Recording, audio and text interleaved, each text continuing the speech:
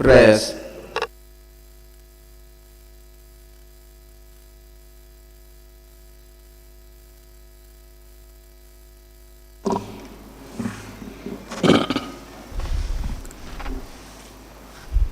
Almighty God, who in thy wisdom and goodness has appointed the offices of rulers and parliament for the welfare of society and just government of men, we beseech thee to behold with thy abundant favor us thy servants, whom thou hast been pleased to call to the performance of important trusts in this land.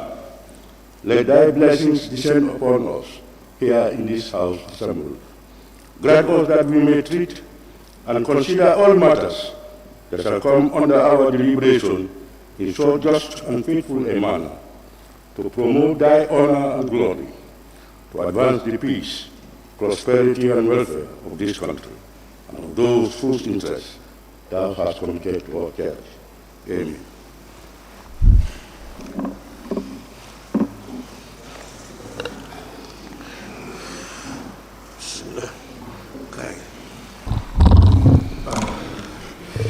Correction and approval of records of votes and proceedings of the National Assembly sitting of Tuesday, 27 September 2022.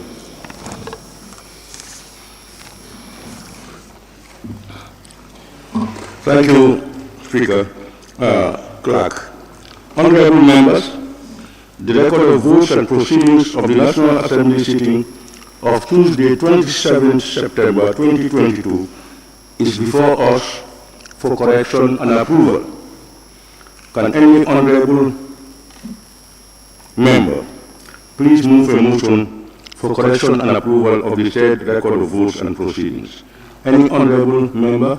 Wuli East? Thank you, Honorable Speaker. I like to move that the record of votes and proceedings of the National Assembly sitting of Tuesday, 27 September 2022 be corrected and approved. Thank you. Thank you, Honorable Member for Wuli East. Honorable Member for Sami? Thank you very much, Honorable Speaker. I rise to second the motion. Honorable members, it has been moved and seconded that the record of votes and proceedings of the National Assembly sitting of Tuesday, 27 September 2022 be approved. Any issues and observations can then be made. You have your copies of the record of votes and proceedings, and as usual, we look at it page by page, beginning with page 1.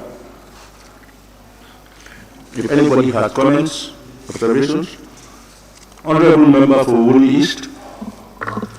Page 1 on the prayers, where you have matters of the day, standing orders 51. So we just say standing order, not orders. It's only one. Thank you. Honorable members, that's on the prayers, Roman 3, matters of the day, standing orders 51. It should read standing order 51. Noted. Any other corrections on page 1?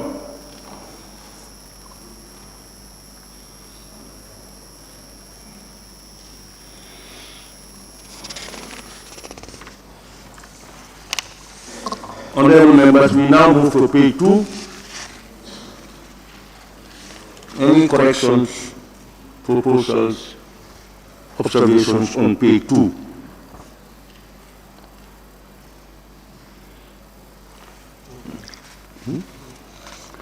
Honorable Member for Jokalu. Thank you very much, Mr. Speaker. I just noticed that the two chief whips are not captured among the leaders, so I want them to be captured where you have the leaders. Immediately after deputy minority leader, then you can, the chief whips also can follow. Thank you. On page 2? On page 2? Yes? Okay. Which numbers are you making reference to? But honestly, Speaker, I think that is at caucus level. chief whips is at caucus level. That is, it shouldn't be captured here.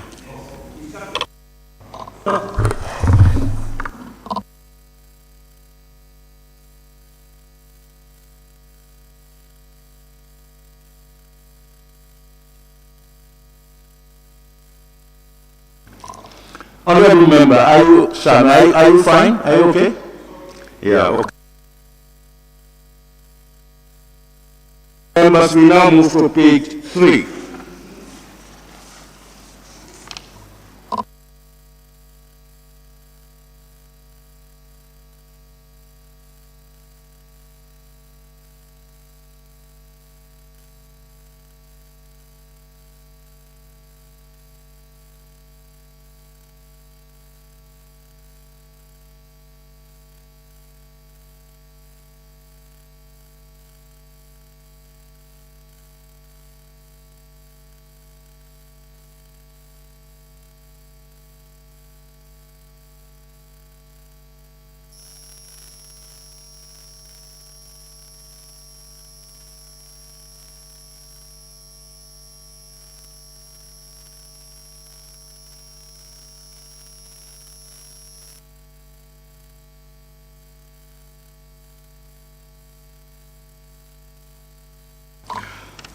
Honorable members, we now move to page 4.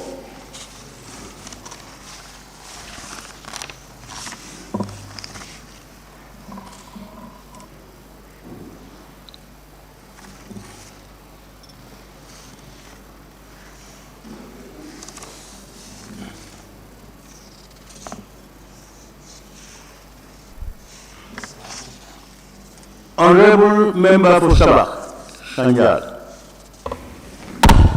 Thank you, Honorable Speaker. If you look at page 4, on the Honorable, where you have laying of papers, the last sentence, Honorable Suleiman Saho, member of Central Badibu. We usually use member for and not member of.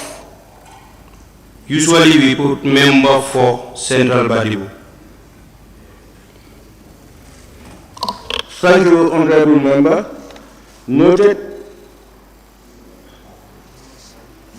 Honorable member for Lower Salem. Thank you, Honorable Speaker. Page 4, the following honorable members took the floor. I was not heard, and I don't think you seized the floor from me. So my name should not be captured on the those who took the floor. Yeah, my voice wasn't heard. Thank you. Honorable member for Lower Salem, you never took the floor. I did, but you seized the floor from me. I was not heard. You've taken the floor, and you've spoken, and you decided to take the floor, to leave the floor yourself. Yeah, because I was not, you don't want me to say what I wanted to say. So no, I never prevented you from saying what you wanted to say. I was regulating what you were saying according to the standing orders.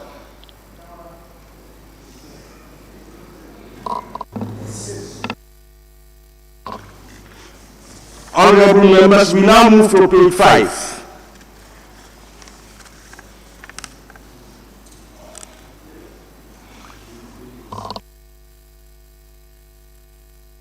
Honorable member for Woolies. Yes, thank you very much. Honorable Speaker, on the bills, Roman figure 2, the last line, where you say Minister for Work. So it should have been Works, Minister of Works. We should put an S there. And when you come on the ensuing debate, we have a tussle there with the clerks. Yes. Honorable member, can we just sort this one out? You can continue. Okay. Honorable members, 5 bills, where you have bills, Roman 2, by Honorable Attorney General and Minister of Justice, stepping in for the Honorable Minister for Work, it should be Works, as added. Honorable, noted. Honorable member, can you continue? Observation, please, on the same issue before you go, Honorable Speaker. It shouldn't be Minister of Works. It should be Minister of Transport, Works and Infrastructure. So transport should come before Works. Thank you. No. Okay. No. Honorable Speaker, if you look at the following pages, you have, it is captured, Honorable Minister for Transport, Works and Infrastructure. So, works should come, transport should come before works. We have noted it down, and the table office will do the necessary corrections with the relevant ministry so that they will portray the correct name. All right? Table office. Yes. And but the work should be works. Works. Yeah. Honorable member for ruling is you can continue. Yes, I'm saying on the ensuing debate, the last time we did correct that instead of saying the following members debated on the motion, we should say the following members took part in the debate. Why? Because, Honorable Speaker, it is the whole assembly that is debating. Even if you don't speak, you are part of the debate. So it's the assembly that is debating. But those who took part in the debate are the ones that are mentioned. So we should say those who took part in the debate instead of those who debated. Sorry, the following members took part only.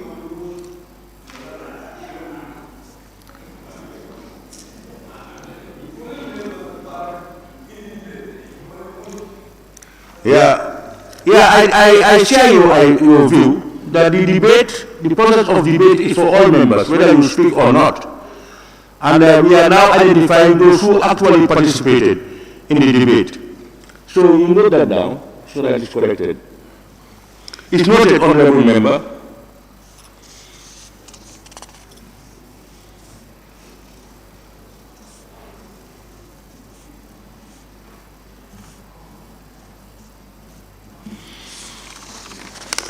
Honorable members, we now move to page 6.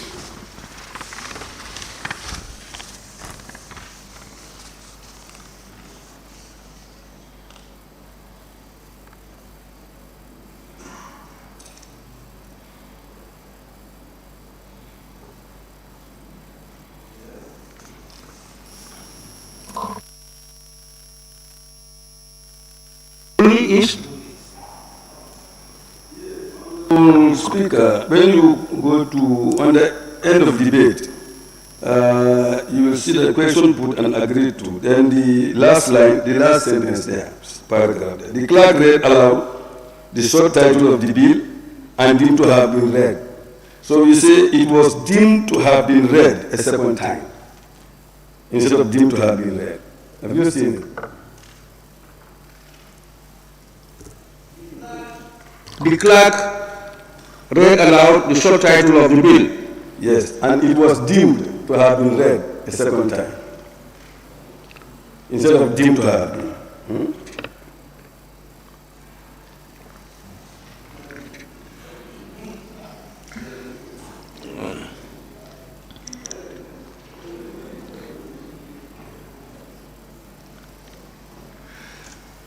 And just before deemed, you put it was.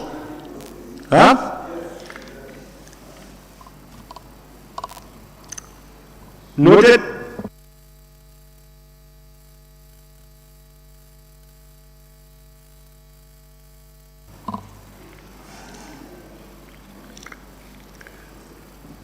Any more on page 6, honorable members?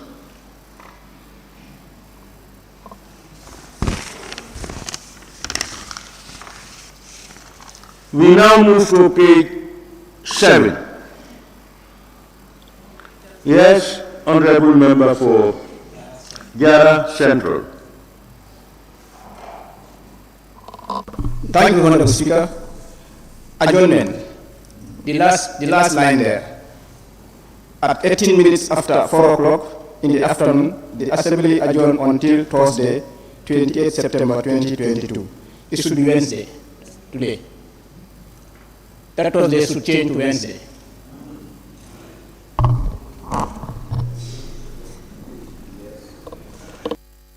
Honorable members, until Wednesday, not Thursday. Thank you, honorable member.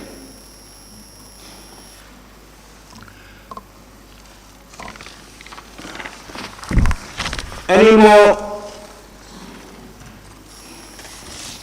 No more questions? Observations? Pardon? Here on page 7.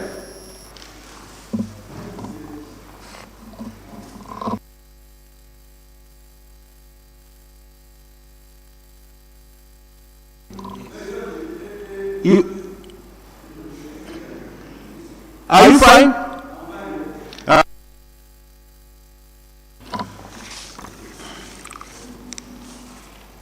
Today is 27, 28.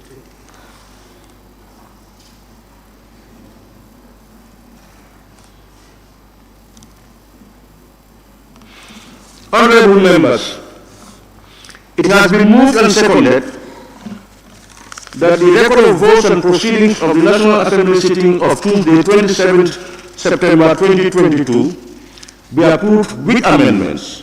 Those in favor, please say aye. Not in favor, please say no. The ayes have it. Clerk, can we proceed?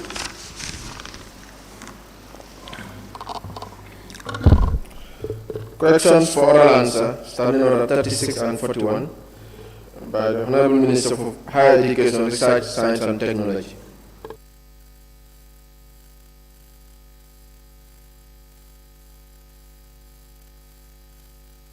Clerk, before you pronounce the questions, we now move to the questions.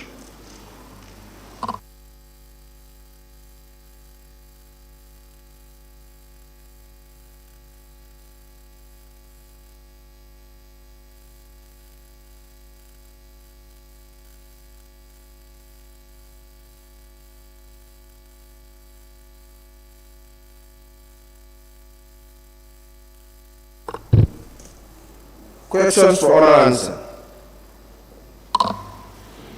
Honorable members, as per the order paper under order 41(1) of the standing orders, today is question for oral answers. Furthermore, as a reminder, order 43 of the standing orders limits supplementary questions to 7 in total. 2 for the honorable member asking the question, and 5 among other members. Therefore, we will proceed with the honorable ministers scheduled for today to give their oral answers to your questions. Thank you very much. Clerk, we proceed. Honorable Minister for Higher Education, Research, Science and Technology.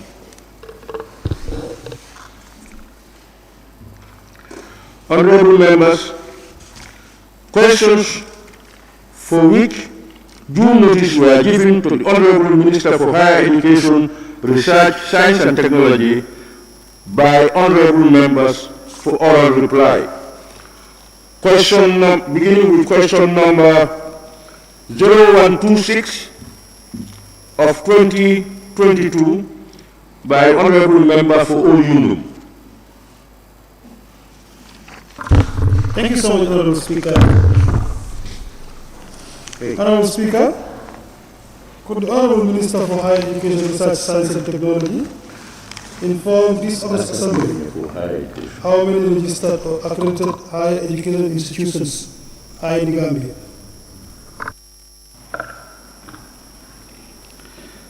Honorable Speaker, there are 82 registered tertiary and higher education institutions in the Gambia. This includes 2 public higher education institutions and 5 private higher education institutions, 11 public tertiary institutions, and 22 private tertiary institutions, and 9 public non-tertiary institutions, and 33 private non-tertiary institutions, as per our records, in line with the National Accreditation and Quality Assurance Authority, NACA. Thank you. Thank you very much, Honorable Minister. Any supplement? Yeah, Honorable Speaker, I just want to submit. Would the Minister be willing to offer this Assembly the list of all the institutions that he just read here? Honorable Speaker, our ministry will make the lists available to this assembly. Thank you. Speaker, I am satisfied.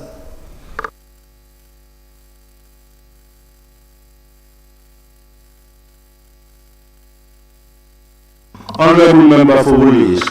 Thank you very much, Honorable Speaker. Honorable Speaker, would the Minister be kind enough, where it is possible, to inform us as to where these institutions are located regionally? Will you be able to do that? Honorable Speaker, we will be able to do that because we have the records. But just for the information of this assembly, the majority of them are in the Greater Banjul area. And for your info, the ministry is trying to decongest the Greater Banjul area. Higher education and tertiary education must be accessible to the Gambian people. Education must be democratized. And therefore, the paradigm shift in our ministry is to bring these institutions, tertiary education for that matter, and Tibet for that matter, in the rural areas, in the provinces. Hence the pronouncement to come up with regional Tibet centers. And this will help address two things, fundamental things. One, rural-urban migration. Two, the international illegal migration commonly known as the Bagwe syndrome. As you know, majority of the population of the Gambia is composed of youth, 60%. The best way to address the aspirations of the youth is to come up with Tibet skills. All developed countries really work on Tibet. And that's the roadmap that we want to implement for education to be fit for purpose in this country. 57 good years of independence, we are struggling. After 57 good years of independence, we are yet to produce homegrown engineers. It's now time to change. It's now time to bring Tibet in our system. Thank you. Thank you, Honorable Minister. Honorable Member for Tumana. Okay, thank you very much, Speaker. Honorable Speaker, could the Honorable Minister inform us among these accredited institutions that are the ones that are subvented by the government, that are owned by the government? Thank you. Yes, the public institutions, the tertiary institutions are the famous Gambia College, MDI, UTTI, now USET, and also, and then we also have the higher education institutions such as the University of the Gambia and so on and so forth. So these are the public, there are not that many as I mentioned earlier on. Honorable Minister, I think the best is to also accord the members the list of those subvented institutions when you are doing your submissions. Honorable Speaker, we will provide the list. Thank you. Honorable Member for Kiang West.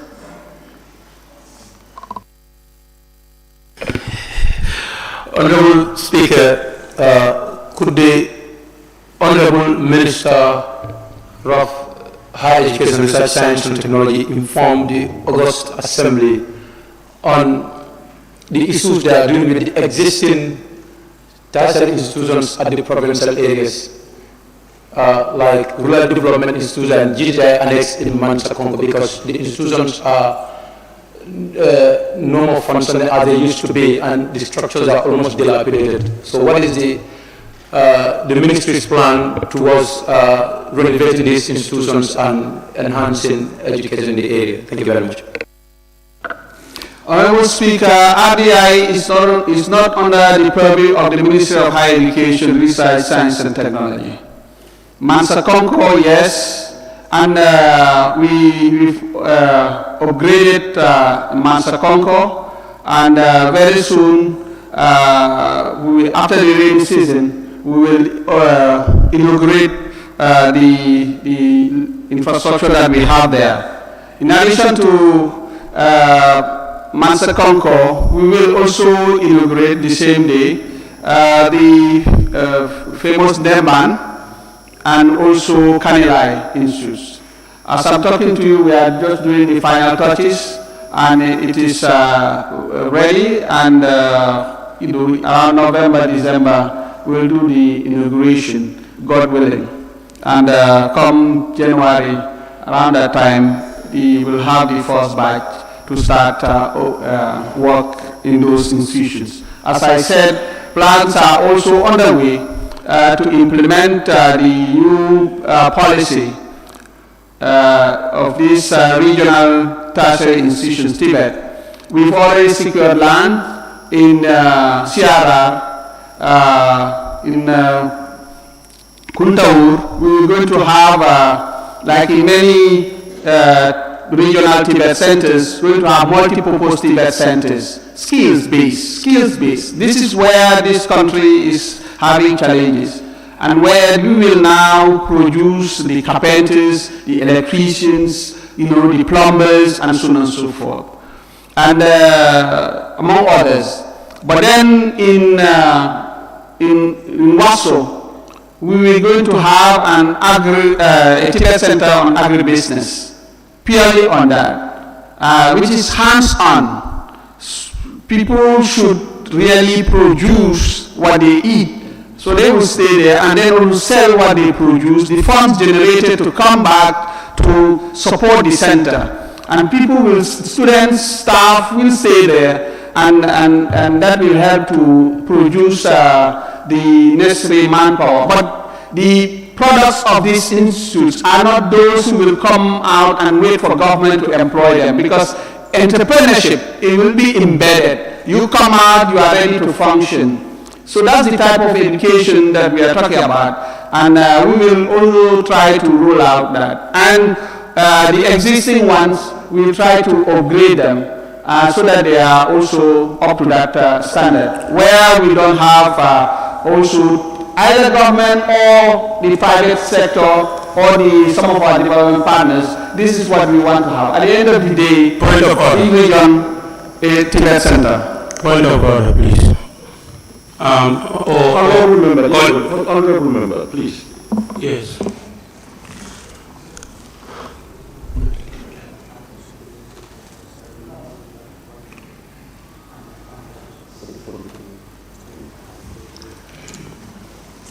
Yeah, honorable member, I was just making reference to the standing orders. Thank you. Because I wanted to remind the honorable minister that answers to supplementary questions by them should not be more than 2 minutes, and questions posed by honorable members for supplementary questions must not exceed 1 minute.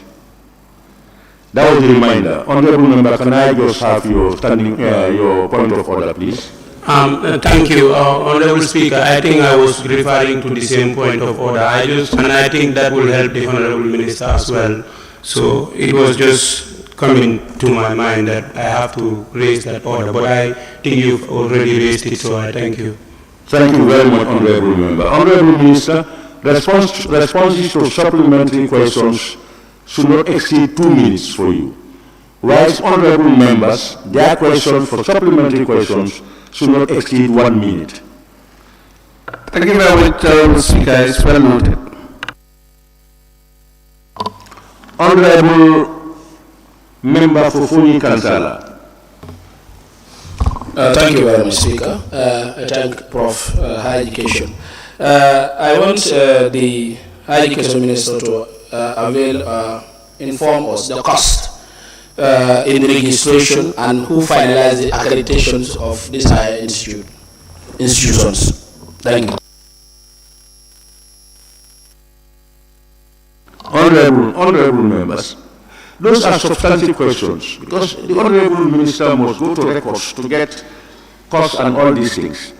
These are supplementary questions on the main principal question and some of the answers he has given.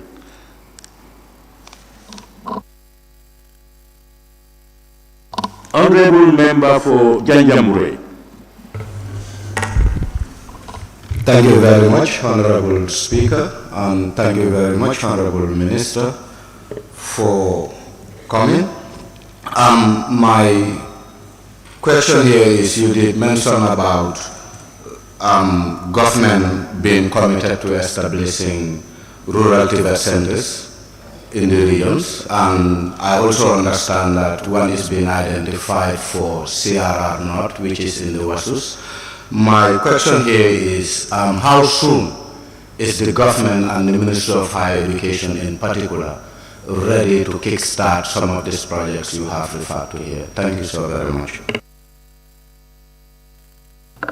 Honorable Speaker, as I earlier said, we're going to do it very soon, and God willing, this year we will start implementing it. For your info, I would have been there this weekend, in fact, going back again.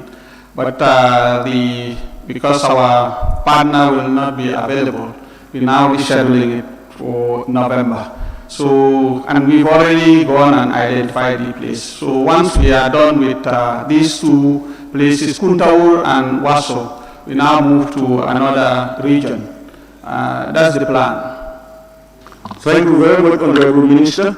Honorable members, we now move to question number 0127 of 2022 by the Honorable Member for Jara West.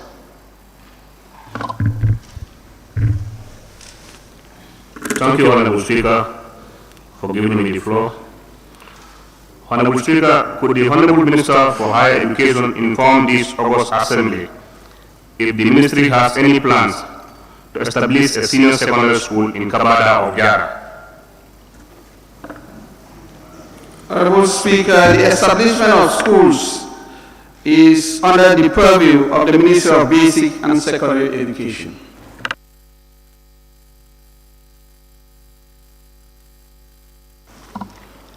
Thank you. Any supplementary?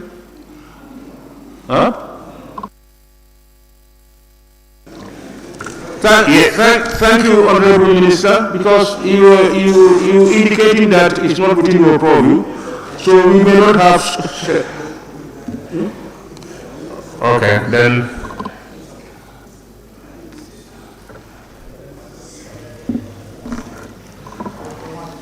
The Honorable Minister, let me thank you for ably answering oral parliamentary questions. Thank you very much. Thank you. Clerk.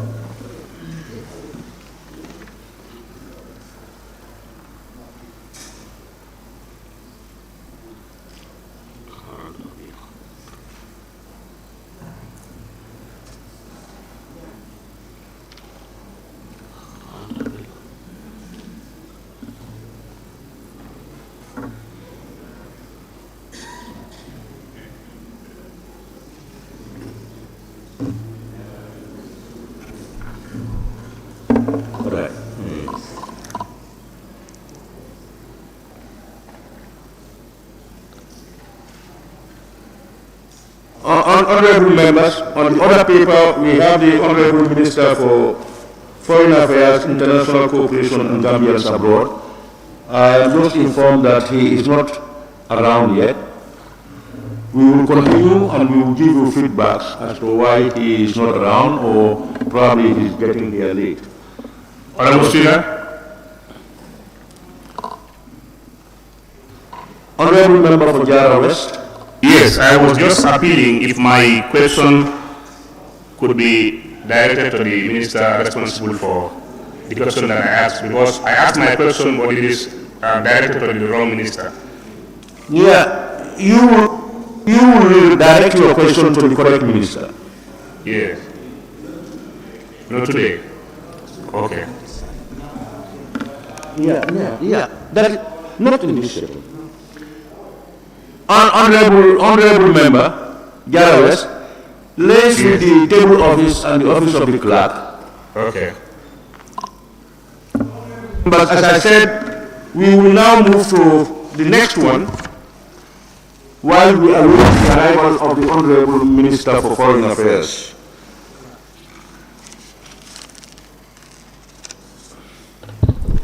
Question?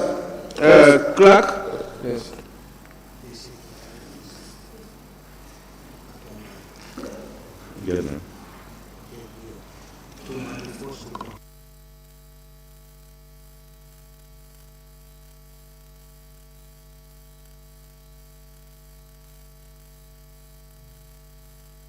Clerk?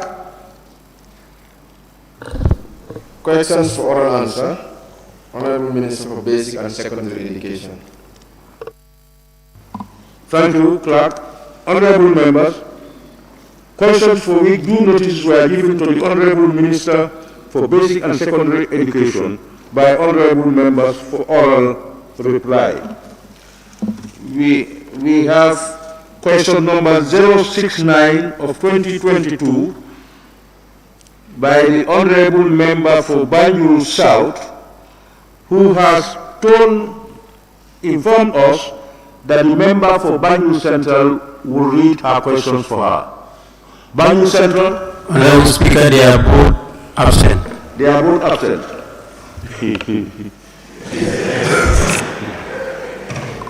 Honorable Speaker, the member for Banjul North is around. Can I go ahead? The authority given to us by the Honorable Member in her absence is Banjul Central. But I don't want to hear that both members are absent. Yeah, they are both absent. But there is at least one who is here. No, we have no authority to ask you to do it. I understand, but I'm just trying my own chance to.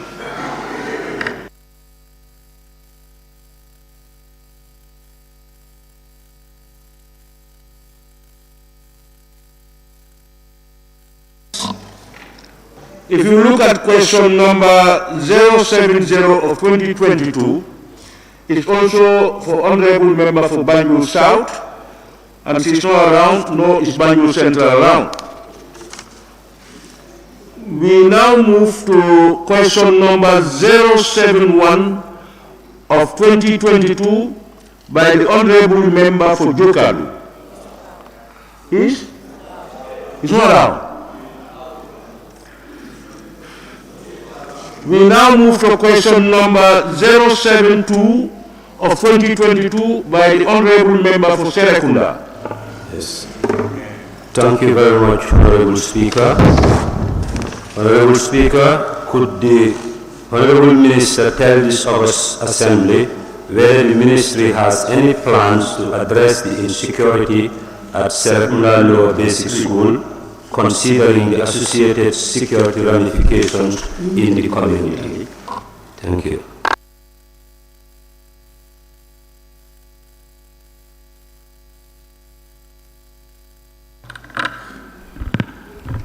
Honorable Speaker, the Ministry is aware of the security situation at the school, and we have even recruited an additional watchman to boost up security.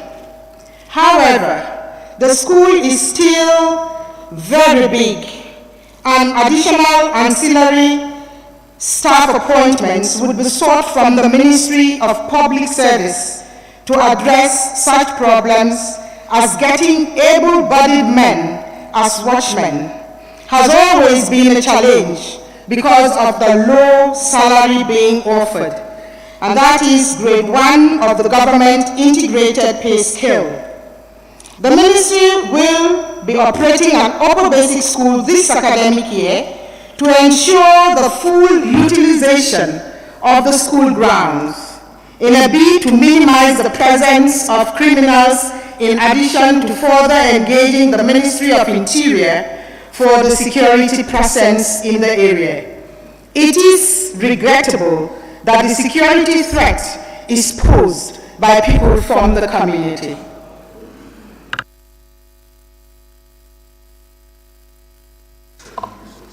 Honorable Member for Serekunda, any supplementary? You are satisfied? Any other supplementary question from any other member? Honorable Member.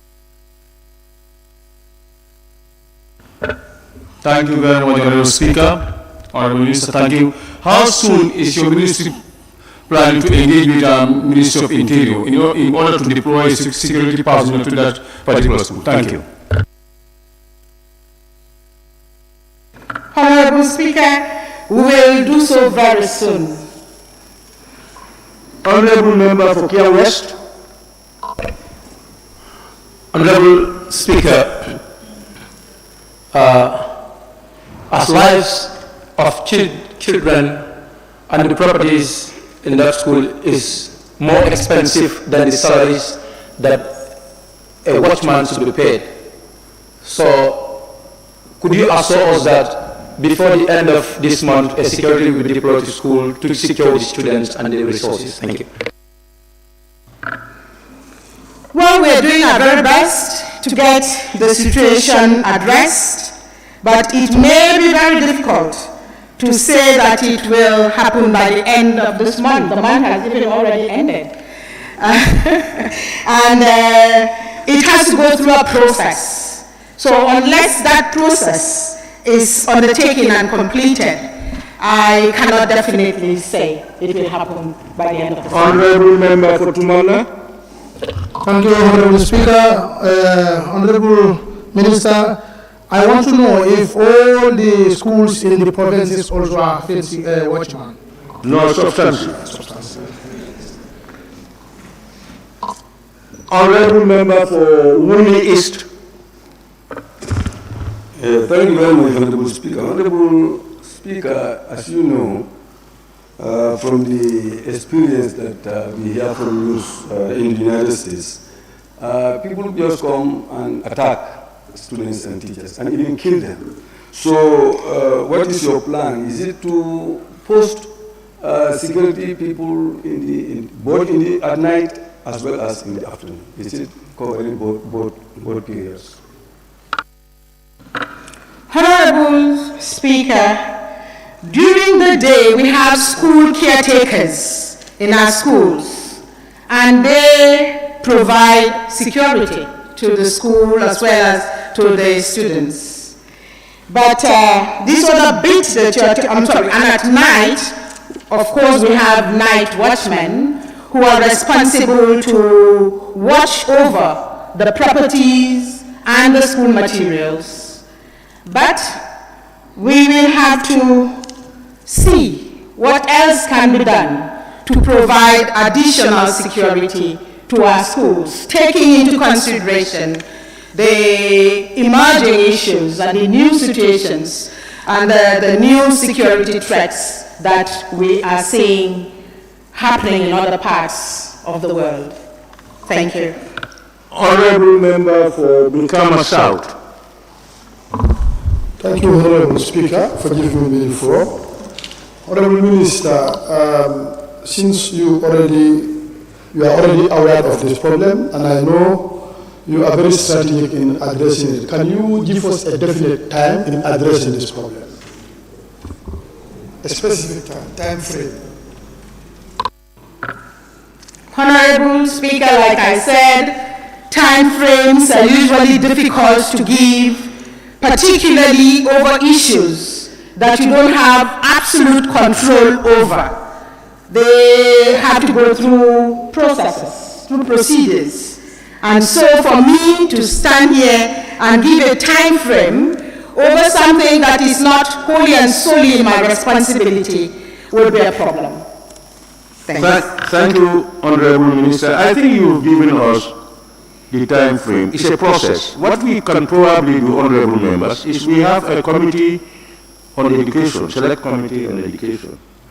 We can task them to be listening with this to address this particular issue. Honorable Members, thank you, Honorable Minister. Honorable, we now have question number 073 of 2022 by the Honorable Member for Idiasa. Thank you very much, Honorable Speaker. Thank you very much, Honorable Minister. Honorable Speaker, could the Honorable Minister inform this August Assembly what steps the Ministry intends to take to address the issue of the many schools whose fences and the roofs were damaged by the windstorm last year.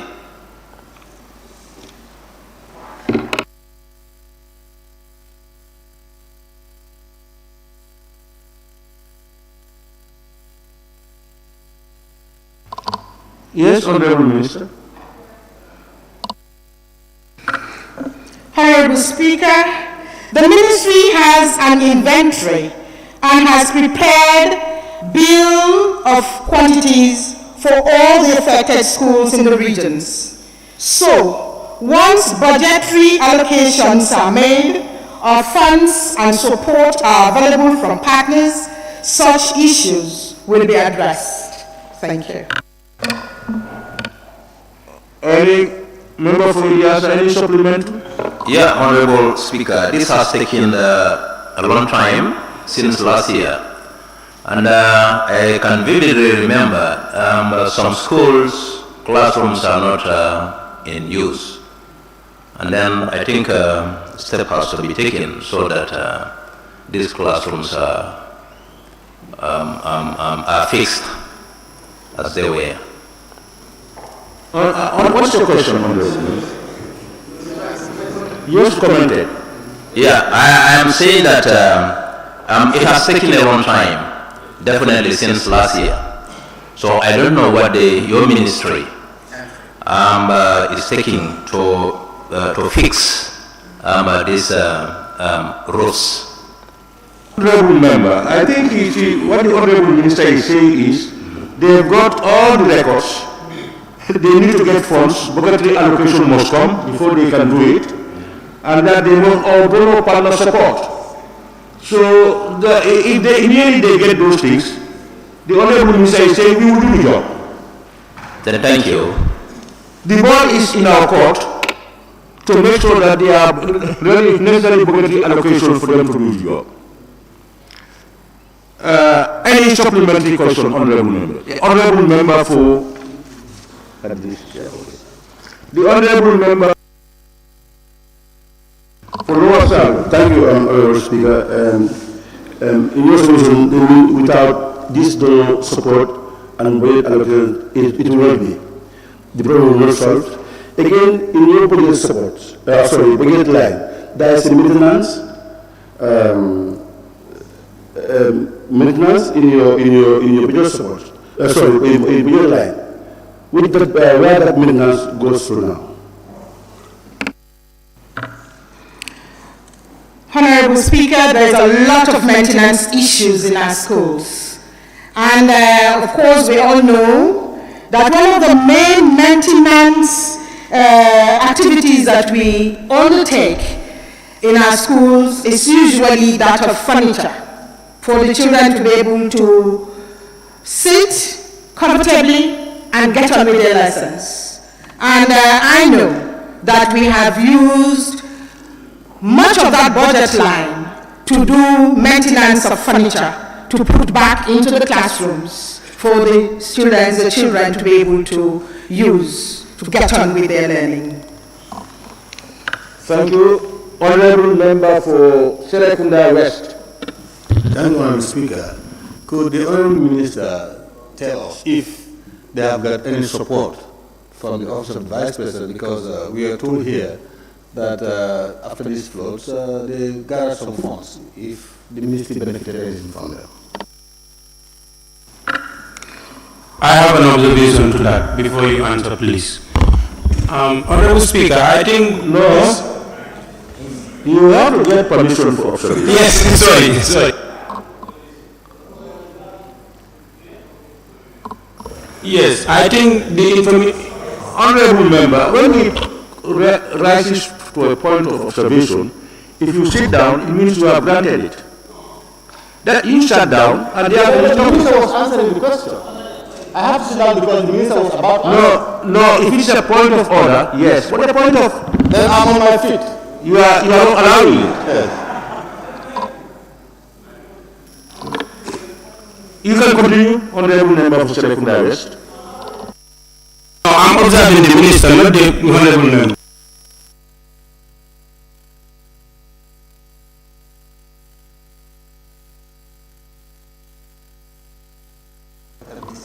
You want to observe the Honorable Minister. But the Honorable Minister, has he said anything yet? Yes, he wanted to. And Mali's question? Yes, he wanted to, but I wanted to observe her before she answers that question. All right, can we hear you?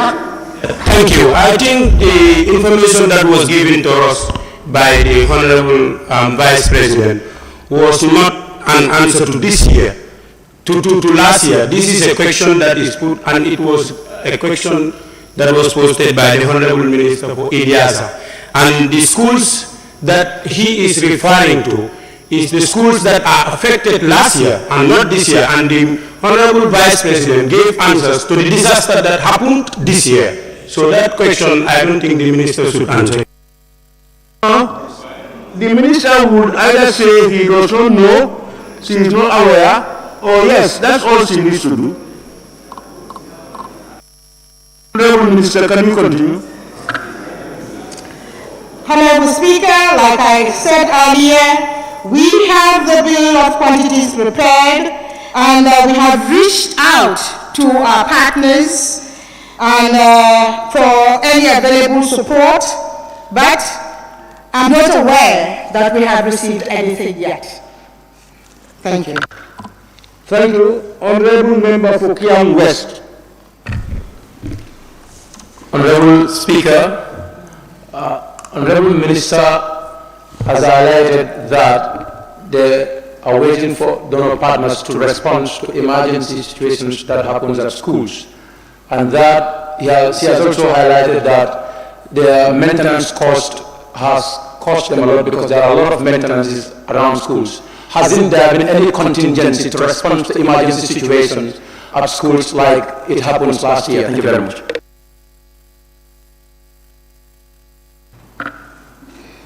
Honorable Speaker, I'm not aware of any contingency allocation to do such maintenance repairs.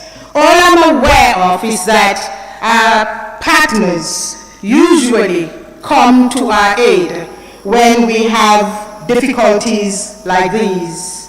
And we all know what has happened since 2020. Budgets are low, and supports have not been forthcoming. But like I said, as soon as we are able to get anything, we will take on these repairs, because it is in our interest to make the schools conducive and comfortable for our students. Thank you. Honorable Member for Foni Bintam. Thank you so very much, Honorable Speaker. There is no conducive environment in the absence of the roof. I am asking the Honorable Minister, how did the Honorable Cisse, please, I am learning. You are not to defend on behalf of the Minister.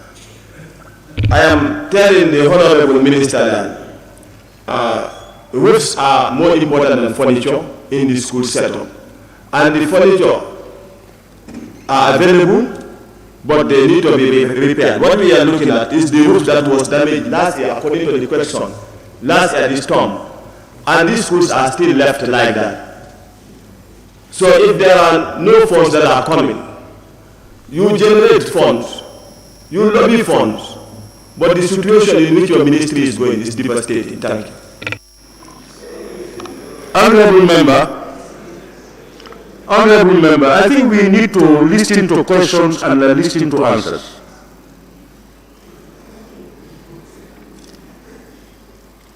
Various questions came into the Honorable Minister about roofs that have been blown out following the windstorm. And the Honorable Minister said clearly that there are no budgetary allocations for that. They are looking for donor support. Questions were asked, what about, were there no budgetary allocations for repairs or maintenance? She said yes, there existed one, but they were repairing furniture, etc., etc. Rooftops and repairs are different. That's expensive. May I observe, please? Please? May I observe? Yes, thank you, Honorable Speaker. There is a budget line for furniture and fitting in her ministry. There is also a maintenance budget line. Now, why use maintenance budget line to furniture and fittings? And you don't sit in a class without moved.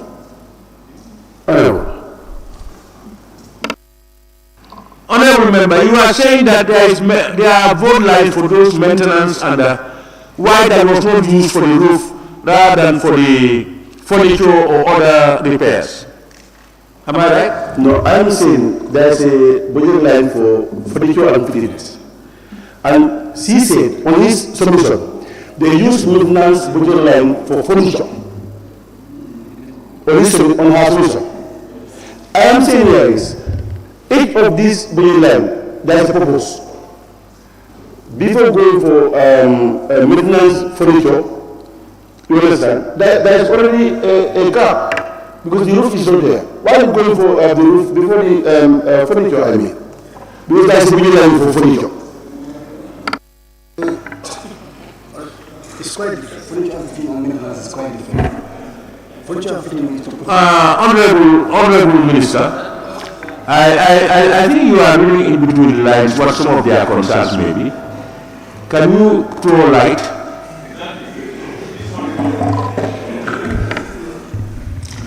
Honorable Speaker, one thing I know is that some of these or those budget lines that the Honorable Speaker, the Honorable Member is making reference of are very low.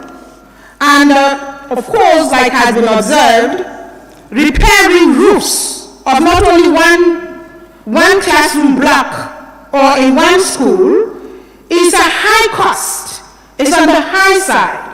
And what we received may not have been able to take care of all the maintenance. Because of course, if you had a roof blown off and you want to put back a new roof, you can still call it maintenance. You are maintaining your roof because it was already there. So I cannot see why, if we can make provisions for the children to use some other classrooms that have roofs and we operate on double shift, why we cannot let them use those classrooms and then we provide furniture or we maintenance the furniture for them to use in the classrooms that are having their roofs. So this is the situation. We all know that the budget line, or we know that the budget line that was allocated for both maintenance and sorry, just a minute. Now,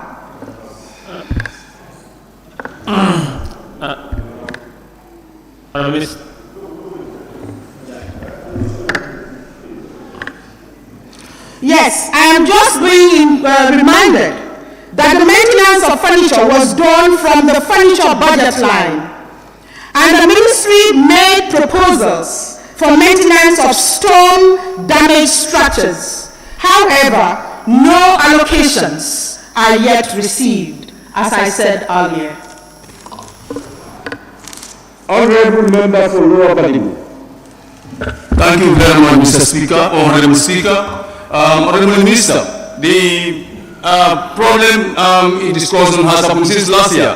And is the poor people over there, portions over there are still suffering.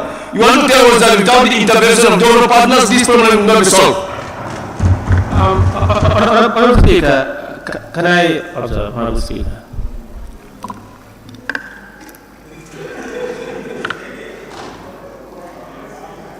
I don't even understand, before we observe, what the question is. To tell us that without the intervention of donor partners, the problem in hand will not be solved. That's the question posed for her. Observation, Honorable Speaker. Honorable Speaker. Deputy Speaker. Yes, Honorable Speaker, I think we are belaboring much on this. The Honorable Minister have indicated that they have done their best and they have used and exhausted their budget. Some of the honorable members' concerns are that this was last year. And what I wanted to say, it's so last year, and we indicated we have select committee on education. Now the minister, honorable members, if somebody is please, point of observation, Mr. Speaker. Now the ministry, honorable member, I want to observe. I have the right. Honorable members. Now, honorable, please, honorable members. Please, if you have a point of order, it becomes obligatory for you to say your point of order. I will give you leave. A point of observation is not automatic. You should be able to learn that by now. Honorable, please, can we hear you? I kindly want to observe from the Speaker. If you will grant me permission, please. Please. And I also want to... who is speaking, please? Honorable John is speaking. Honorable, please, let's follow the rule laws. We are governed by regulations. Honorable Speaker, this is what exactly I am doing. This is why I asked for a point of observation. No. Please, it depends on me to grant me the permission or not. No. You are not the Speaker, you cannot tell me to sit down. Please, honorable members, let's try to have decorum, please. Honorable members, please. You see, sometimes I get disturbed. We are an oversight institution. When we are ourselves on sessions, we are being looked at by people. And we made our own regulations that guide us here.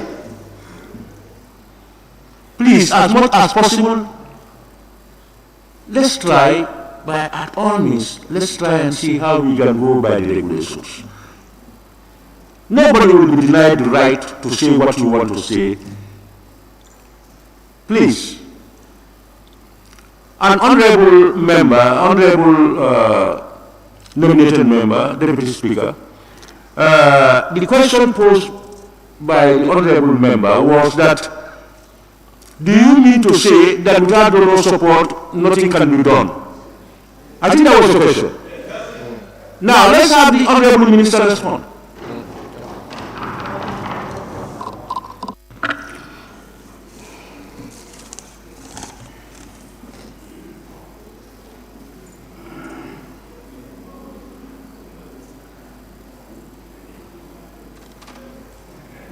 Honorable Speaker, it must be observed, or it would be recalled, that the first storm damaged was were in 2019-2020 academic year. And in 2020, we proposed a maintenance budget line. And in 2021 as well. But as I stated, no allocations are given yet. Honorable members, that is the fifth question. We are now moving to the next question. Honorable members, the minister had already answered your questions in all her speeches. She said, constrained, no budgetary allocation, no donor funding. And she said she cannot do it until she has the means. And here we are, you are the people who appropriate funds. And now she's telling you, give me money and we prepare the, we will do the schools. For donors, they can look for the funds if they have the funds. You ask. Whether there will be no work without donor funding. I think that was what that was her reply. Honorable members, we now move for question number 07. Put yourself out of the question. Honorable Speaker, we should say we, not you. You are saying.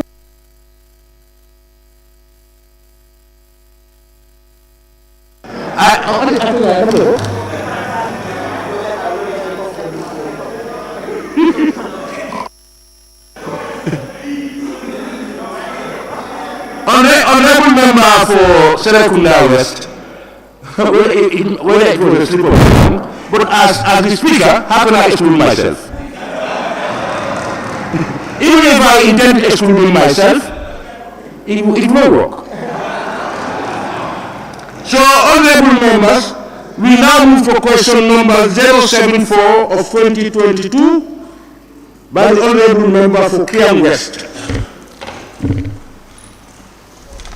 Honorable Speaker, could the Honorable Minister of Basic and Secondary Education inform this August Assembly whether the Ministry could consider including the staff of public Arabic schools on the government's payroll or pay subventions to these schools? Thank you very much. Honorable Speaker, the Ministry works with the General Secretariat for Arabic Education, known as Amana, for the delivery of education services to recognized madrasas. That is, those madrasas that are registered under Amana. These schools offer the synchronized curriculum. In the same vein, English teachers are posted to these madrasas to teach English as a subject. However, we still have madrasas owned by private individuals teaching their own curriculum, and therefore we cannot spend public funds on private institutions. It should be noted that the Amana madrasas are captured under the IMES data, whilst the private ones are not, and also for the honorable member to understand that for these schools to be recognized, they need to go through a process administered by Amana. Thank you. Honorable member, any supplementary? Yes. Honorable Speaker, on the question I said public Arabic schools. Public, I'm not talking about private Arabic, public Arabic school, because I can remember during COVID, some of these public Arabic schools, they are running hectare-skelter to go office to office for donations, for the payment of the, staffs of the school. So I think it would be wise enough for them to receive either subvention or to be included on the payroll. If they cannot be included on the payroll, what plan do we have to subvent public Arabic schools?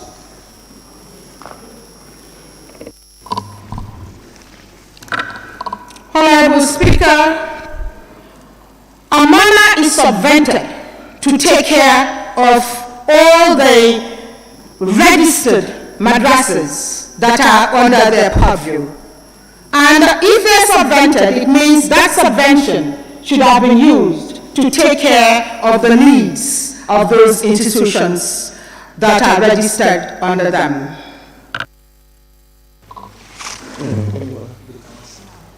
Honorable member for Brikama South. Thank you so much, Honorable Speaker. Honorable Minister, do you have any monitoring mechanism to monitor Amana, whether these public Arabic schools have been taken care of? Honorable Speaker, we have the Amana cluster monitors who monitor those institutions. And based on what report they submit to the Permanent Secretary's office through their regional offices, action is usually taken. Honorable member for Tumana. Yes, thank you very much, Honorable Speaker. Honorable Minister, do you know that, of course, there are madrasas, public madrasas that are complaining, and they are saying that they were receiving subvention during the last regime, but this regime they are not receiving subvention. Did you know this? Honorable Speaker, I'm not aware of such complaints. Thank you. Honorable member for Joshua. Thank you very much, Mr. Speaker. I withdraw my supplementary because it was asked by honorable member. Honorable member for Kofoni Kansala. Yeah, thank you, Speaker. I also withdraw mine. It's about the subvention that the honorable member has asked. And finally, Honorable Member for Sabakajan. Thank you, Honorable Speaker. Would the Honorable Minister be ready to provide us with a list of all those schools that have registered with Amana, please? Honorable Speaker, we should be able to do so, sir. Thanks. Thank you very much, Honorable Minister, for basic and secondary education.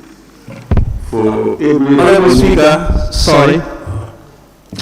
Yeah, can we go back to question number 071? I was out. Thank you. Who's making that comment? It's Jokado.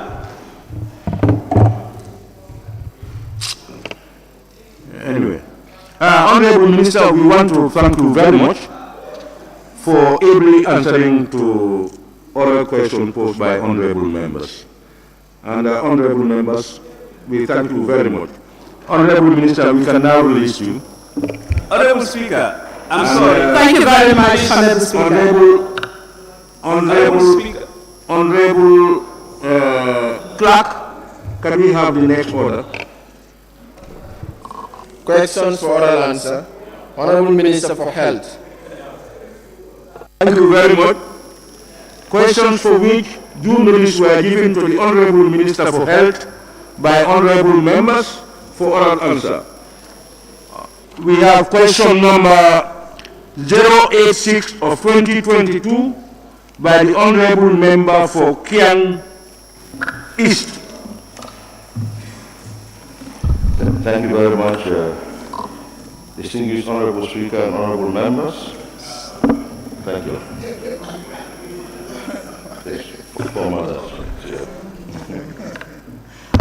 Thank you, Honorable Speaker. Could the Honorable Minister of Health inform this August Assembly whether his ministry has plans to take over Colonial Health Center, Colonial Health Post in Kiang East? Thank you very much. Good morning, distinguished Honorable Speaker and Honorable National Assembly members. Honorable Speaker, the Ministry of Health has been supporting the Colonial Health Post by providing staff and medical supplies.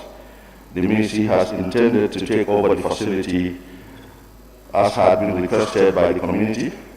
We will do that as soon as the relevant staff are available in the shortest possible time. Thank you.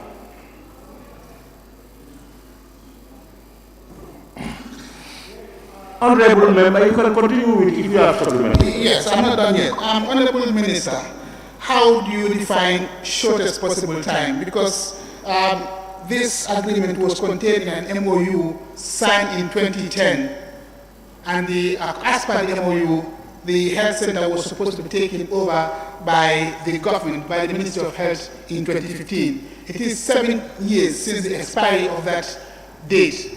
So how soon is as soon as possible in your statement? Thank you very much, honorable member. We inherited a situation whereby MOUs were signed without looking holistically at the situation on the ground. Sometimes government is unable to carry out certain responsibilities which are put in MOUs. And we have now started to strategize all the MOUs, looking at the resources that are available to the ministry. So an MOU had been signed then, but the feasibility was a problem. I had visited this facility myself, and we commend you and the community for the expansion work, the new maternity block, and so on and so forth. We are training more people, as you are aware, and as soon as we get these new graduates, more people will be appointed, and the Colonial Health Center will become functional. We are very particular about the facility. We've seen how critical, how strategically it is also located. So we're working hard towards getting that done. It is difficult to say this month or next month or in 2 months' time. Some parts of making staff available is not under our purview. It's under the purview of a different government unit, and they all have to be carried along. But we promise you it will be done soon. Inshallah. Honorable Member, you are now fine. You have exhausted the 2 questions. Honorable, do you have any more questions? No further questions. Honorable Member for Woolly East. Honorable Speaker, would the Minister be kind enough to explain a little bit about the policy in relation to between the ministry and the community health centers? Because there are many. Just be brief. What is the policy related to this? Thank you very much, Honorable Member.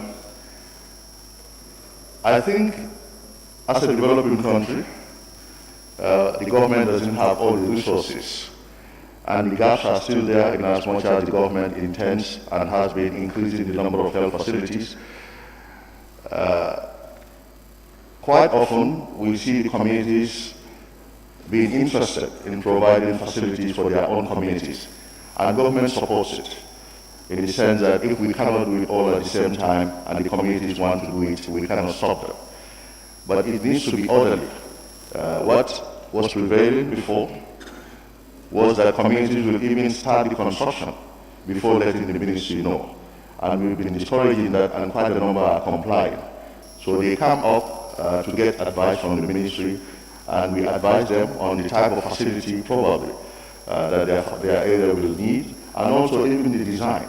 So we now engage in the communities, and we advocate that they consult our regional health offices who support this process now. So it is better monitored now. Thank you. No more. Now, honorable members, we now move to question number 087 of 2022 by the honorable member for Jara Central.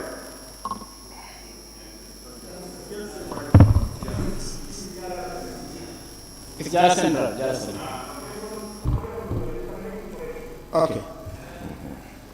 Honorable members, let's make the question 087 of 2022. It is Kian Central, probably on your records.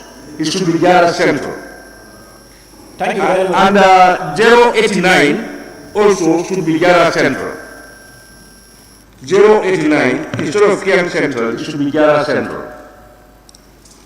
Okay, on. Thank you very much, Honorable Speaker. Honorable Speaker, could the Honorable Minister for Health inform this August House if and when its Japanese Health Post would receive its community ambulance designated for the community since 2021? Thank you. Thank you very much.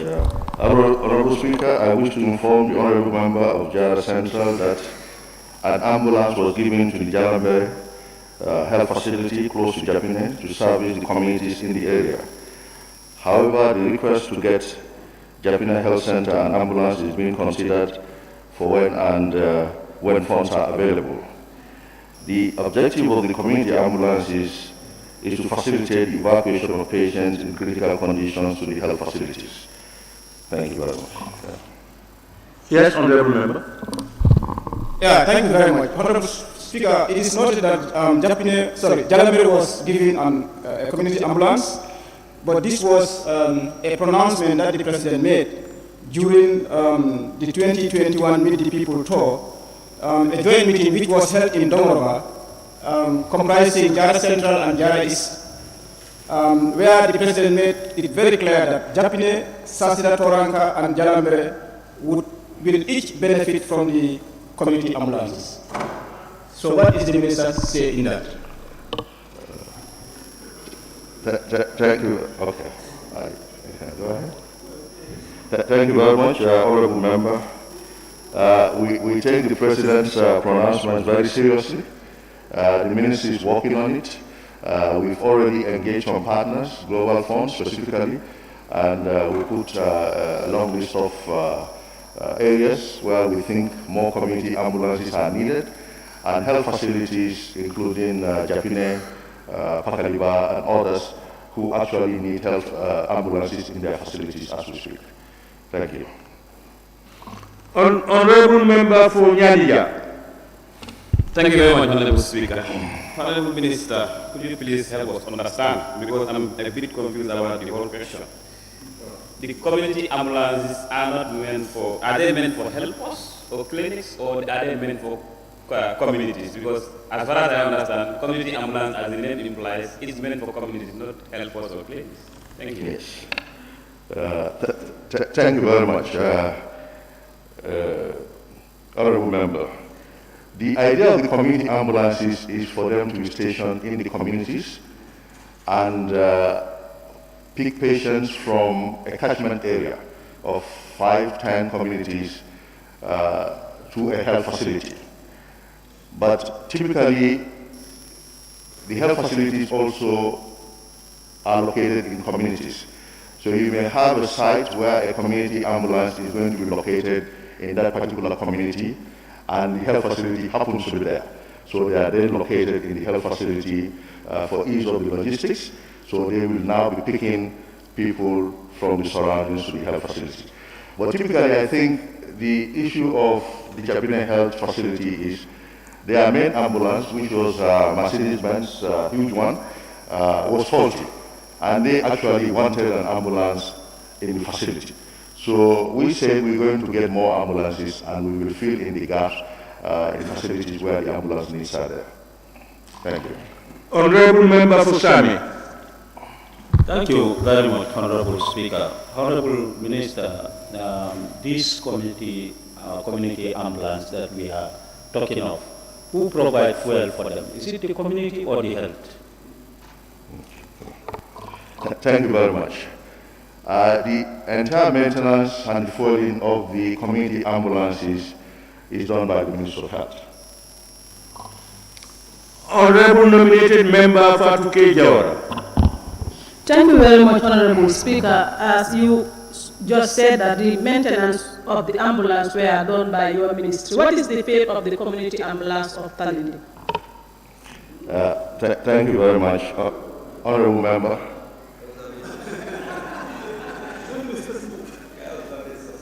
The Talindi ambulance, sadly, was involved in an accident, and it was a very serious accident. And the challenge was, it is very disheartening.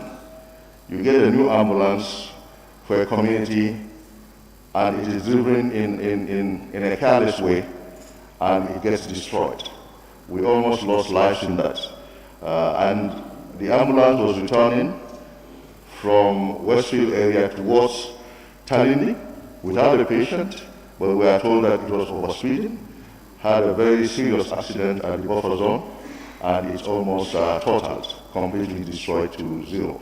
And we now have to, again, get state resources to get Talindi an ambulance. It's a difficult situation. So we also advocate that you kindly talk to the community, because the idea was to get drivers from the community so that the drivers live there, they belong there, they know their people. But we've been having challenges. This is the third community ambulance, sadly, that has already been involved in an accident so far. So it's a very difficult situation. And we also need your help to support us in that. However, we want to get more replacements for all of them, and then they are all part of this proposal that we put to go on fund. Thank you. Yeah. Honorable Member for Bunga Kunda. Thank you very much, Mr. Speaker. I think my question is answered already. Thank you. Honorable Member for Joshua. Thank you very much, Honorable Speaker. Honorable Minister, from your answer, you made mention of overspeeding and then ambulance going back without patient. What is your ministry doing about those things? Overspeeding and ambulance going back without patient, overspeeding. What is your ministry doing about it? Yes, so typically advocacy, training, and putting in place punitive measures. So those are some of the things we're looking at. It's not so easy. This gentleman, if you tell him to pay for a brand new ambulance, how can he buy? So it's not so easy to deal with, really. But we want them to feel that these things are for them, for the communities, and so on. So when this happened, we sent a team to go and talk to all the others to go and talk to all the others to ensure this doesn't happen, so that we enlighten them, let them take more ownership and responsibility. And of course, the police also have a role to support us in ensuring that these things do not happen. Yeah. Thank you. Honorable members, question number 088 of 2022 by the Honorable Member for Foni Brefet, who has authorized the Honorable Member for Foni Kansala to read her question. Thank you very much, Honorable Speaker. On behalf of Honorable Foni Brefet, Honorable Speaker, could the Minister of Health inform this August Assembly whether the Ministry has plans to upgrade the health facility in Besse, Bullock in the Foni region, and provide the necessary human resources? Thank you. Honorable Speaker, the Minister of Health has plans to renovate all health facilities across the country, and the Besse and Bullock facilities will benefit from this package. Thank you very much. Thank you, Honorable Minister. As the state implies, how soon? Because all those two facilities are, at a bad stage, and they travel all the way to Buyam or the like of Brikama. How soon for those communities? Thank you. Again, exactly how soon can be a challenge, but this process has already started. So what we can do is to send a team over there to look at what needs to be done urgently. Then we deal with that. If there are urgent things that need to be done, if it needs total renovation now, that assessment can also be made so that we know when to deal with it. But what we are doing, even though we are going to renovate all the facilities, inshallah, we are now looking at those that are badly in need of renovation, and we're teasing them out to act on them immediately. And that process has already started. So this will be subjected to a similar. Yeah. Thank you. And yes, Honorable. No further question. Thank you. For Jarol, for Ibintan, behind. Honorable Speaker is your man. Here we are talking about the Honorable Minister. What about the human resources for Besse and Bullock? So during the assessment, a thorough assessment will be done to look at the needs. But, Honourable Member, I would like to remind you that health human resources are still grossly inadequate across the length and breadth of the country. Government is doing a lot. That's why we're expanding the School of Nursing in Masakongo and that in Bansan. We've employed quite a lot of people from the onset of the COVID-19 pandemic till now. But it's still a challenge, and getting every health facility in this country get adequate number for now is a challenge. But we continue to fill in the gaps. Honorable Member for Same. Thank you very much, Honorable Speaker. Honorable Minister, you are talking about the personnel. How often do they train these personnel? How often? Sorry? Do they employ more? Okay. Train.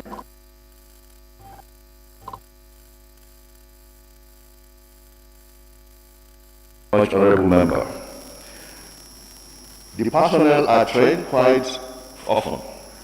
I think Ministry of Health is one of the institutions that continuously trains people in various areas. In fact, sometimes you think that too much of donor funding goes to training. Sometimes you have that feeling, and you want to balance it. You want to put some for training and some for equipment that will be used by these people after training them. So we are balancing it, and that is working. A lot of them undergo training, infection control training, COVID-19 response training, and a host of them. So there's a lot of in-service training for them. But we want to intensify that, and we want to make it mandatory.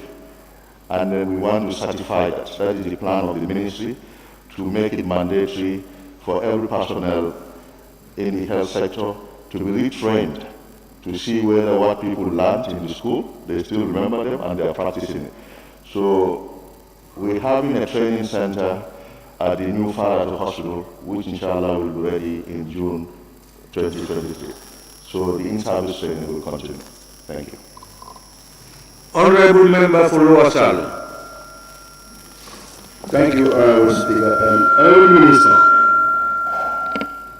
Honorable Minister, human resources is a challenge, especially our provinces, namely Lower Sal. Honorable Minister, there is a particular. Please allow me to make my interview, please. Sorry, Honorable Minister. What I'm saying is human resources is a challenge, especially the catchment area in Lower Sal. Series of events happens where was at our court, Tobaski or Kore. You get only one staff in the whole facility to attend a series of patients. In your ministry, do you have any plan to adjust on those who are going to provinces for and allowances attached to them that can make them to go to provinces to help our people? Thank you.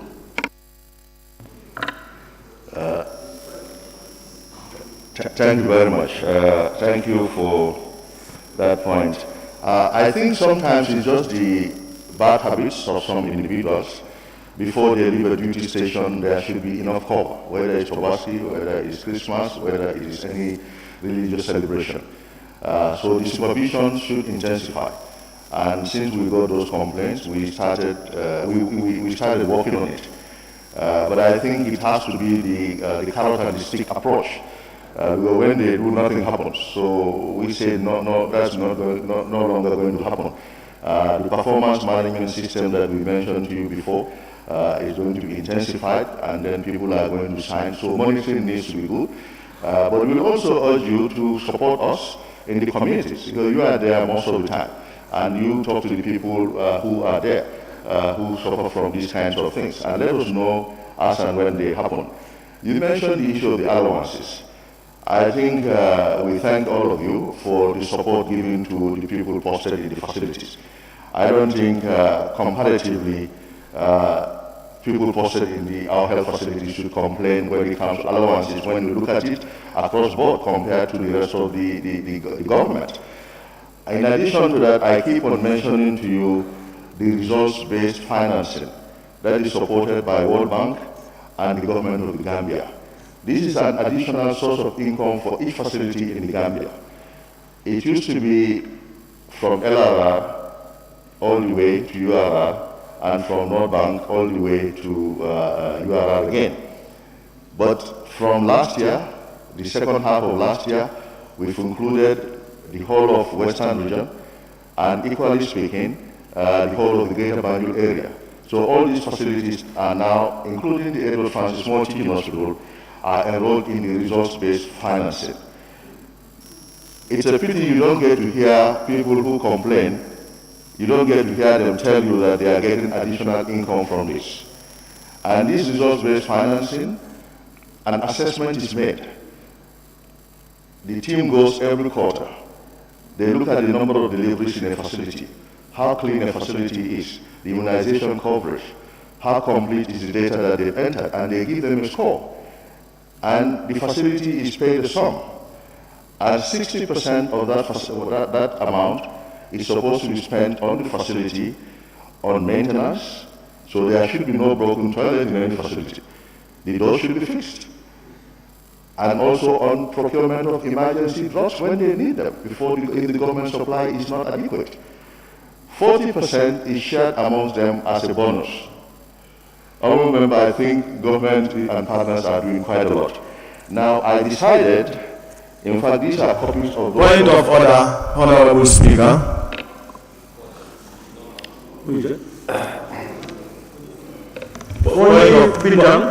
Thank you. Order 43 clearly states that the answer from a minister should not be more than 2 minutes. My time is more than 2 minutes up to now. Honorable Minister, can you continue?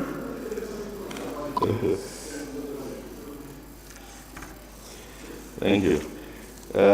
We have said earlier that we'll be sharing this with all the honorable members here, Mr. Speaker, if we are allowed to, so that you know the facilities in your community, how much they get. So you know. So we have this. It will be interesting for the members for Brikama to know that one of the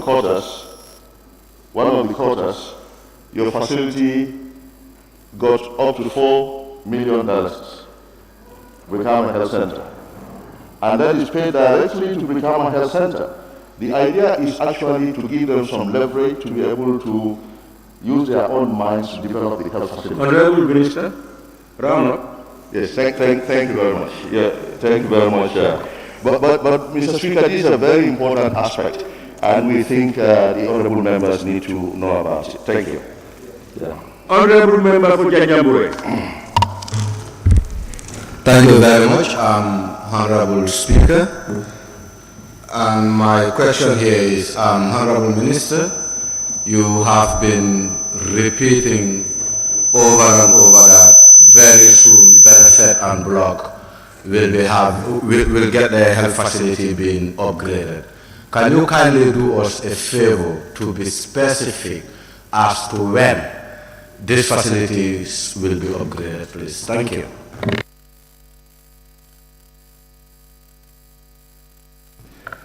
Honourable Member, I think it's also important to be fair to us. There are a lot of areas that are not within our purview.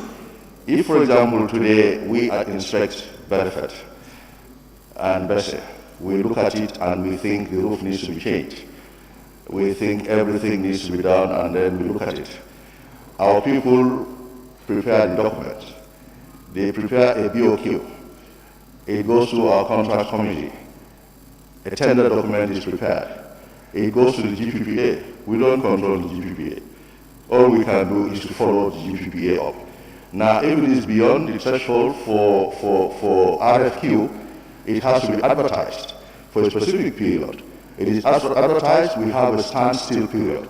Standstill period, if there are no complaints, 10 days, working days. If there are complaints, it goes to the Complaints Review Board. Then the contracts are signed. Then the contractor starts working on these things. And then we are following. So the ministry could want it to be done in 3 months, and the contracts get delayed, and so on and so forth. So there are a lot of things. But when we say very soon, that means we are very, very committed to it. And hopefully sometime this week, a team will be sent to Benefit and Block for the assessment. So we'll take it from there. Thank you. Honourable Member for Law of Lord West. Thank you very much, Speaker. Just want to ask the Honourable Minister, we understand that most of our people trained by the Gambia government sometimes live and join MRC and other areas. And then some of them, even if they are posted in the provinces, they don't go. So I'm just asking the Honourable Minister, what are the measures are they taking? Because currently, the midwife department is suffering in the provinces. We understand that if you go to facilities like Farato, Brikama, Busumbala, they are overloaded with midwives. When you go to the provinces, the area of midwife is so limited there, and some of these people will be posted by the ministry and they don't go. So what is the ministry doing about that? Thank you.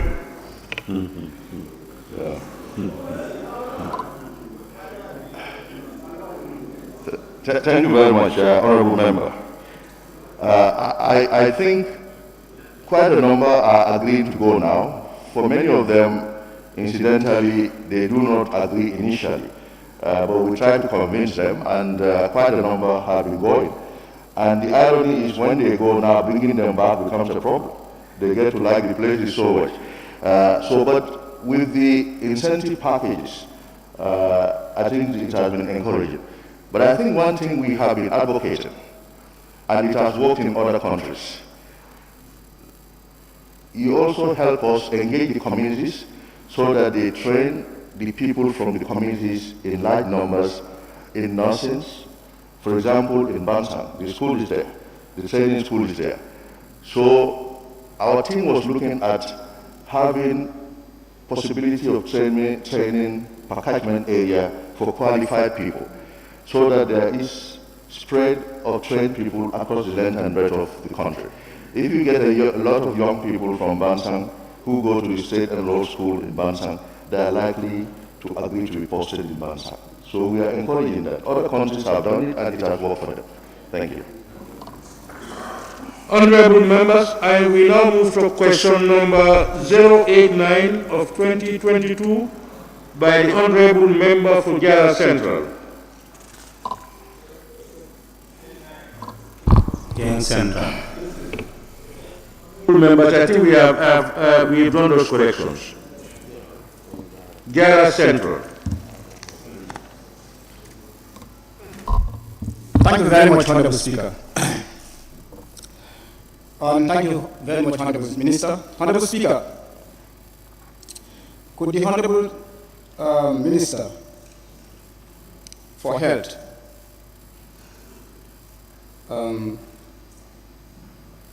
Honorable Speaker, could the Honorable Minister for Health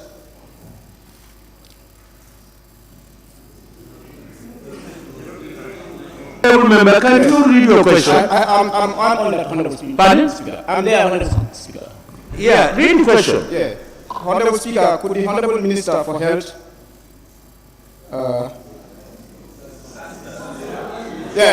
Sorry, Honorable Member. Honorable Member, do you have your question with you? I have it, sir. You have it? Yes, I have it. Yeah, please look at it and read. Yeah, Honorable Speaker, Sasida Toranka and Minna villages all stand 7 kilometers off the Soma Basi Highway without any health facility. Could the Honorable Minister for Health inform this August House as to when do his ministry intend to build a health post in each of the said communities? Thank you. Thank you very much. Honorable Speaker, the Minister of Health has identified 11 communities across the country where we're going to build health posts, and currently funding is available for 5 of these communities. We have intentions to expand to communities like Sasida, Toranka, and Minna in due course once the funds become available. Thank you. Any supplementary, Honorable Member? There's no supplementary question, Honorable. Any more supplementary? Member for Sabak Sanya. Thank you very much. Honorable Speaker, could the Honorable Minister inform this Assembly which communities they have identified to provide these health facilities? Is it nationwide? He made mention of some communities that they have already identified. Can he please provide us with those communities? Thank you. Thank you very much. Offhand, it's difficult to remember all of them.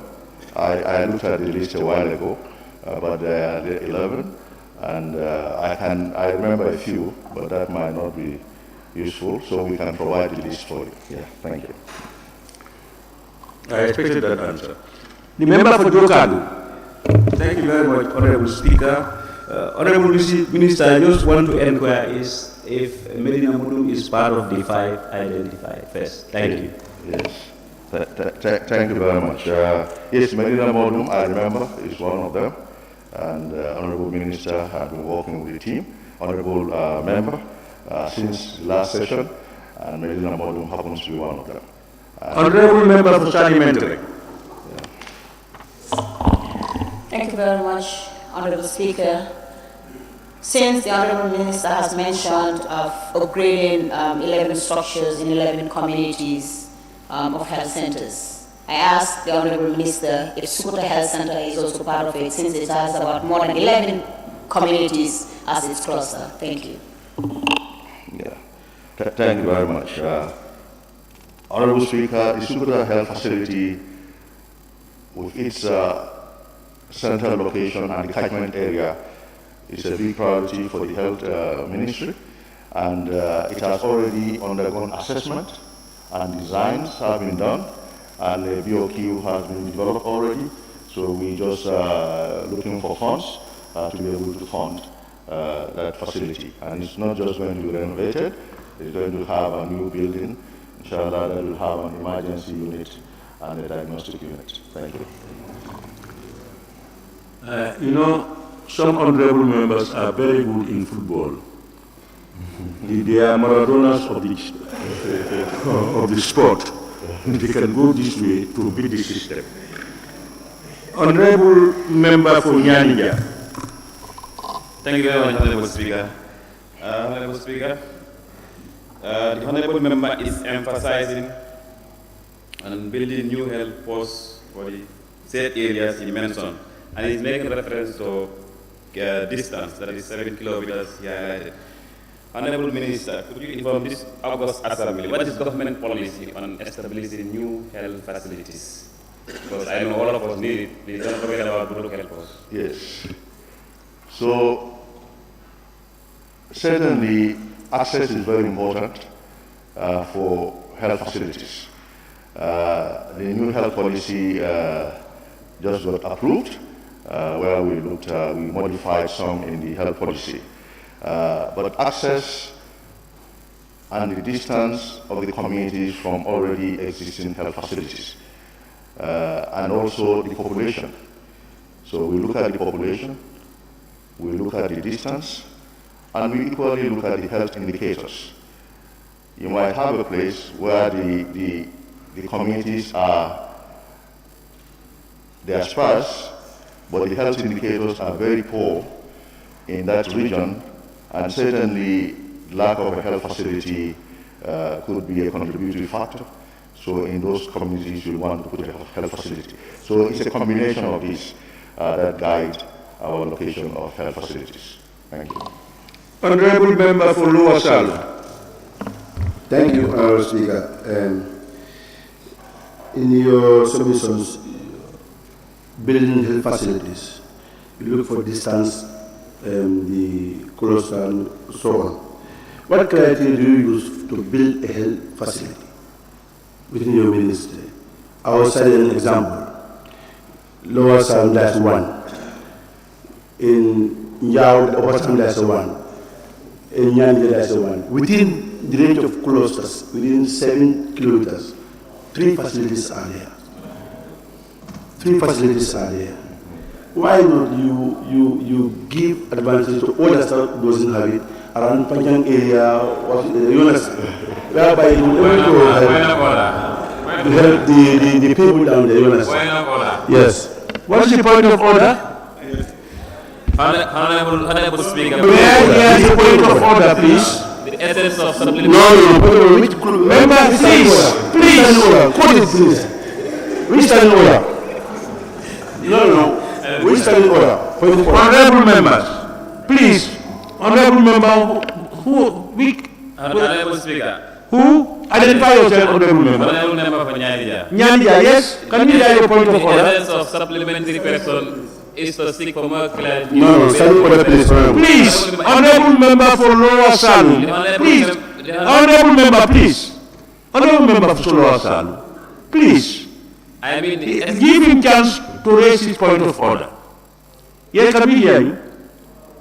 I mean, the essence of supplementary question is to ask for clarification based on the parent question asked. But the honorable member is making reference to other consequences, allegations, and I think that's not the essence.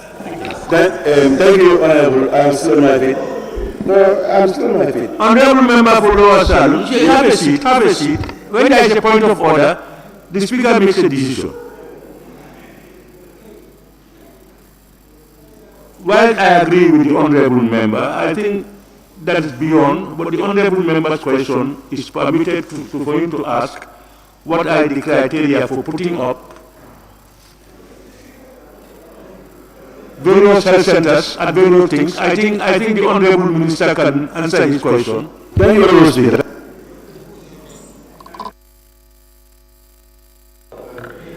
Thank you very much. Honorable Speaker, just as I mentioned in answering the previous question, we look at factors, population, distance, health indicators and the strategic location. Even busy roadside areas that a whole lot of people fly each day, and with high rate of accidents, that alone could warrant having a health facility to reduce mobility and mortality. Yes, Kaul has a health facility, and Jao is getting a new one.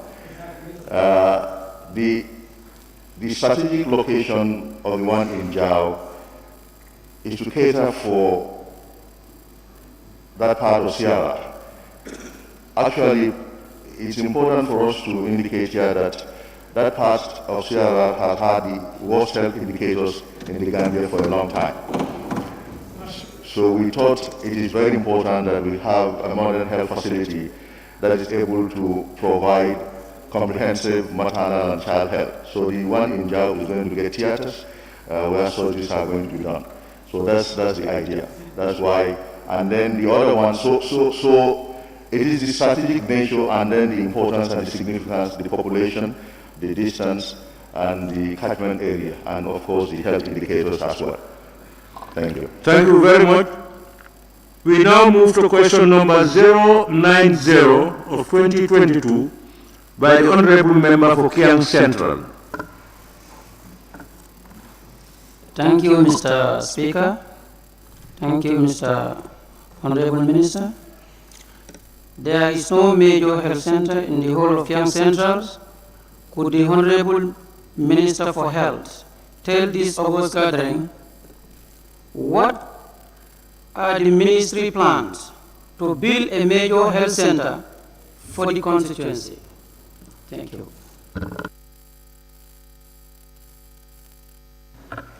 Honorable Speaker,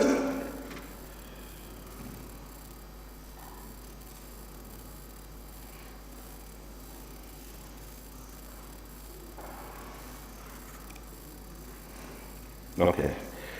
Honorable Speaker, the Kiang Karantawa Health Center should function as a major health center when all rehabilitation works are done. The center was identified for the Chinese government rehabilitation plans. The Chinese government has recently provided 2 generators for the center, and we are hopeful that the works will start soon. Thank you. I'm talking about Kiang Central address now, please. Yes. Honorable Member, actually, the way the question was framed, it was the whole of Kiang. They say the whole of Kiang. They didn't say the whole of Kiang Central. That's why the answer went that way.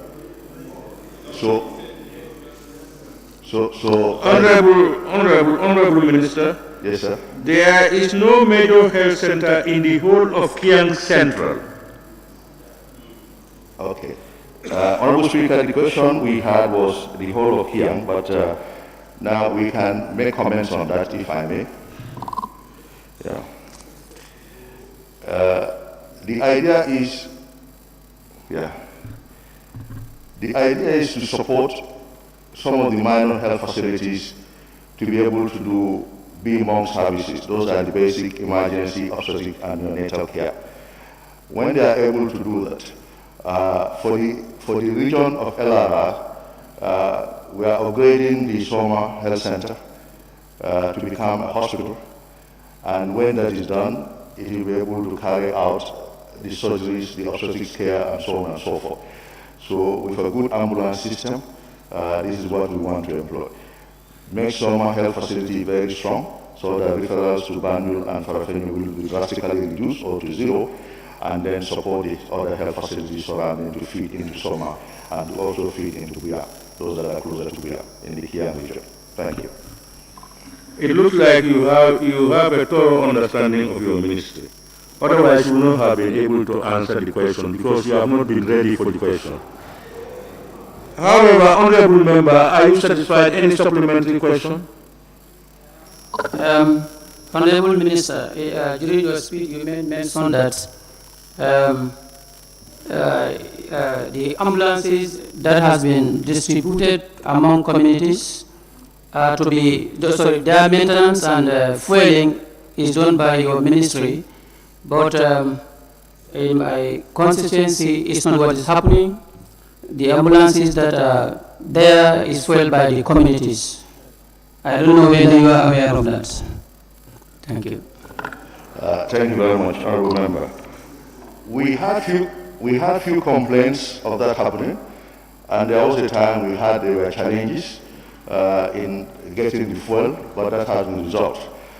So we want to reassure you that there is enough fuel for these ambulances, but we also need to safeguard against people telling people there is no fuel for them to be receiving monies in the name of wanting to buy fuel. If they say no fuel, tell them ministry has provided fuel and ministry pays the drivers. We've also had issues of people misusing the ambulances now, even going across the border to do other things. So what we are putting in place is a central ambulance command. The German government is helping. The experts are currently in town. They came 2 days ago, and that has been approved already, where the ambulances are going to be monitored using GPS, and then somebody needs to be called, and they'll be watched 24 hours, so wherever they go, we know. Thank you.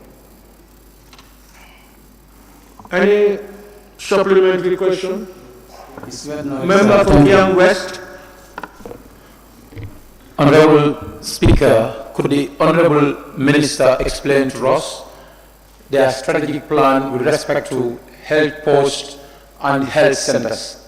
As per how many kilometers do you wish to have a health post, and how many kilometers do you wish to have a health center? Because Kabada and in Kian Central constitute the greater number of population in the Kian Central, and those communities are remote. If those communities should travel from those ends to go to Jarasoma, and I could remember going to Jarasoma, summer health post, I remember spending the night at Rural Development Institute, and a student has a problem. There was no fuel in the vehicle in summer health center, which is a stone throw. What if somebody from Kabada in Kian Central to travel to Jara to go for a health issue? Can you please explain? Thank you very much, Honorable Member for Kiang West. You do not want to go strictly by how many kilometers. It is easy to say every 20 kilometers we have a health facility. But are those every 20 kilometers inhabited? Are people living there? You could have so many 20 kilometers where there is nobody living. You could have 50 kilometers, very few people. But you could have distances of 2-3 kilometers apart, and you have few populations. So that is why we do not want this current policy. We are not typically looking at distances, but I did mention the criteria we need. We have understood the plight of the people in Kabada. The previous honorable members and the current honorable member for Nyanija, they've all been pursuing the same issues, and a lot of progress has been made. In fact, part of the community ambulance initiative is because of those kinds of communities that are far from the road.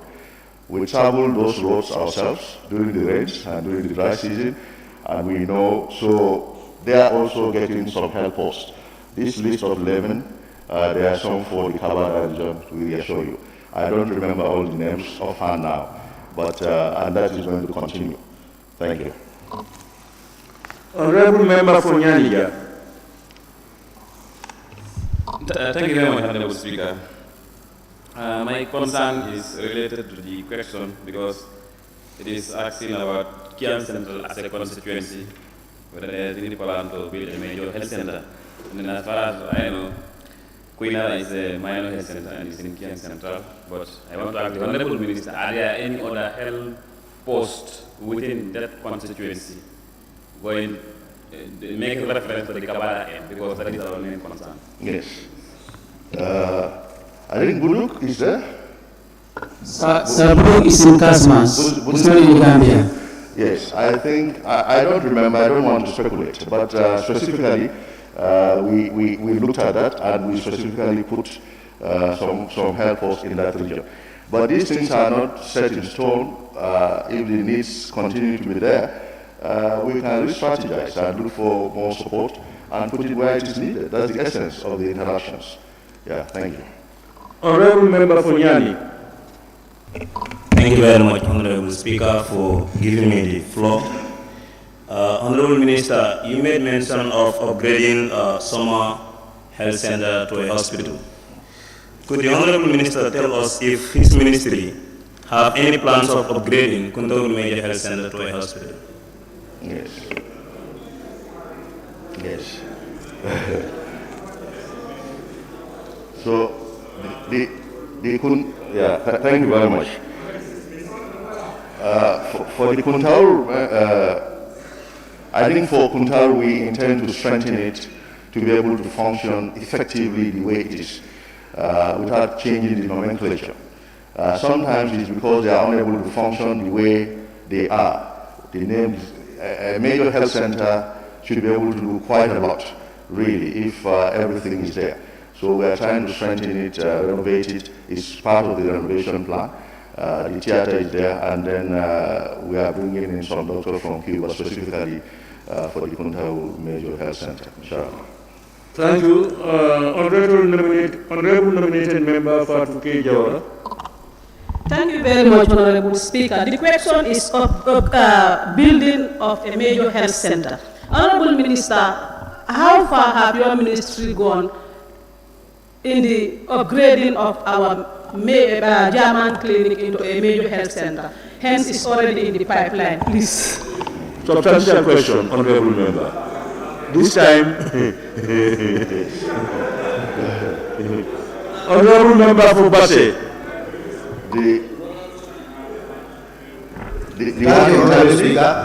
one in Thailand. Honorable Member for Basse. Honorable Speaker, please. I beg the minister wanted to address my concern, please, with your permission. You know, I am usually need to tell women no. Yes.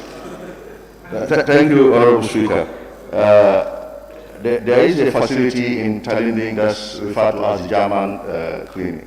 I think it has not been very much accessible to the community. So we did go around the facility, and the plan was actually to get Thailand one of those health posts. So Thailand is also on the list for one of those health posts. Yes. But the challenge we had was the issue of land. We couldn't have a site. So her suggestion then was to use the buffer zone or part of that German clinic in Thailand. Honorable Speaker, the community has now agreed on to upgrade that the community has agreed for you to upgrade the German clinic into a major health center. Honorable Swebe, please allow me to laugh.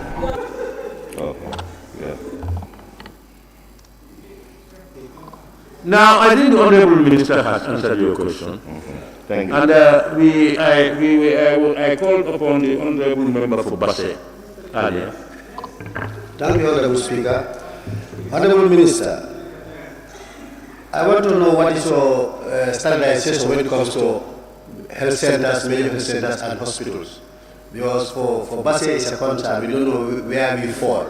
Because we lack the human resources and the equipment or the tools. So we don't know which category we fall. Honorable Speaker, point of order, please. Can I hear the point of order?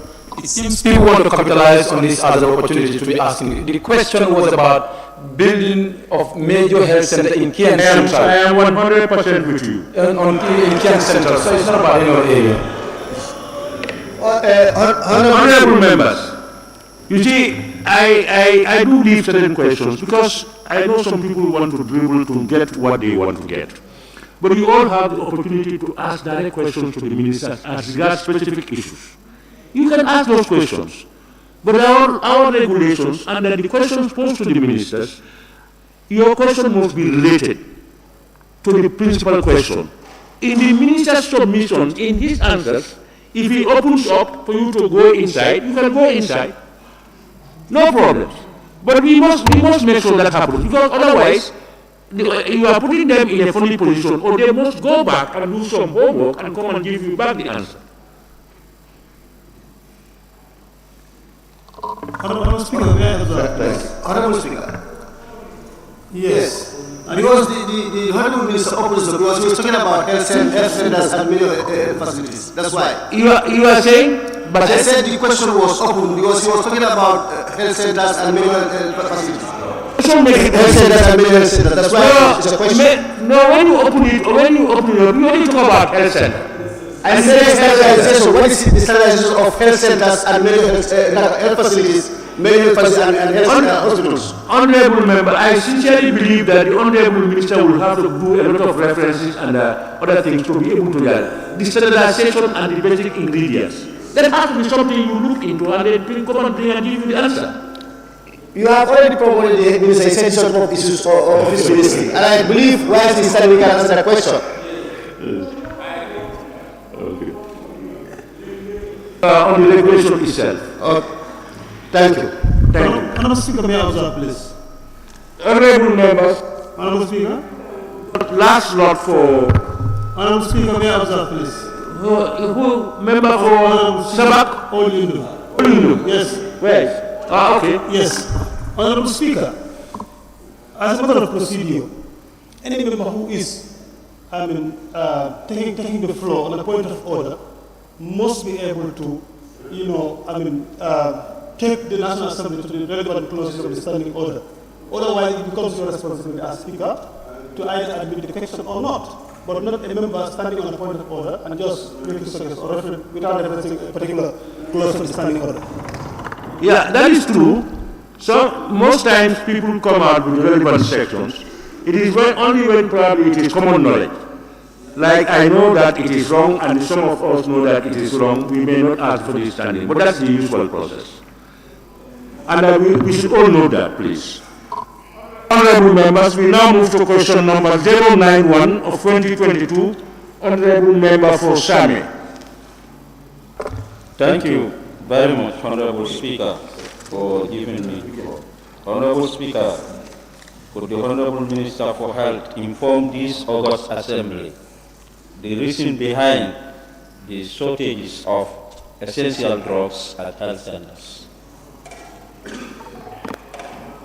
Honorable Speaker, the Ministry of Health and the government has procured most of the essential drugs, but it is sometimes faced with difficulty in delivery due to procurement delays. The RBS system has helped out to put resources directly under the management of the respective facilities, and these resources are used to purchase essential medical supplies. In the recent past, procurement of medical consumables was directly negatively impacted by the COVID-19 pandemic, although this is now easing. Most of the drugs have started arriving. And in addition, Honorable Speaker, further information is that as we speak, we have 17 containers of medications at the ports awaiting clearance, so that will help ease the problem further. Yeah. Thank you. Thank you very much, Honorable Speaker. How often did your ministry supply drugs to these health centers? The specific duration I might not remember. I need to find out. But what I knew was there was a quarterly supply of drugs to the regional medical stores. Now these regional medical stores supply the drugs to the facilities. How frequently, that one I don't remember.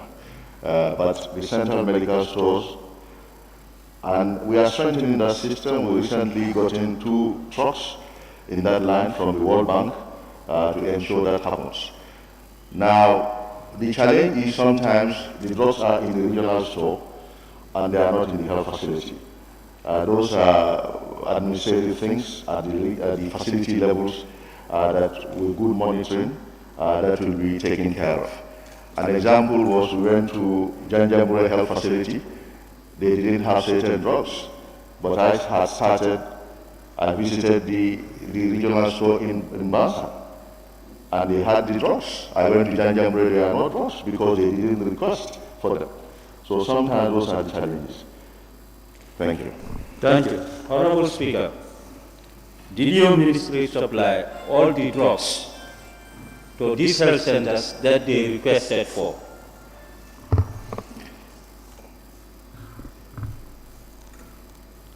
Honorable Speaker, even the ministry itself doesn't get all the drugs we request for because we don't have all the funds we requested for the procurement of drugs. So from the onset, when there is quantification of the drug requirement of the country, each year that exercise goes on, the unit responsible calls all the stakeholders, and there is a quantification based on the historical data and based on the projections. And they say, for example, Edward Francis will need this, Carnegie will need this, Bansan Basse will need this. So when that amount is put together, usually we do not even get 3/4 of that approved in our drug budget. So from the onset, we anticipate that there are going to be shortages of drugs because we do not get all what we need for the drug budget. However, for the essential items, the RBF should be able to cater for those emergency ones.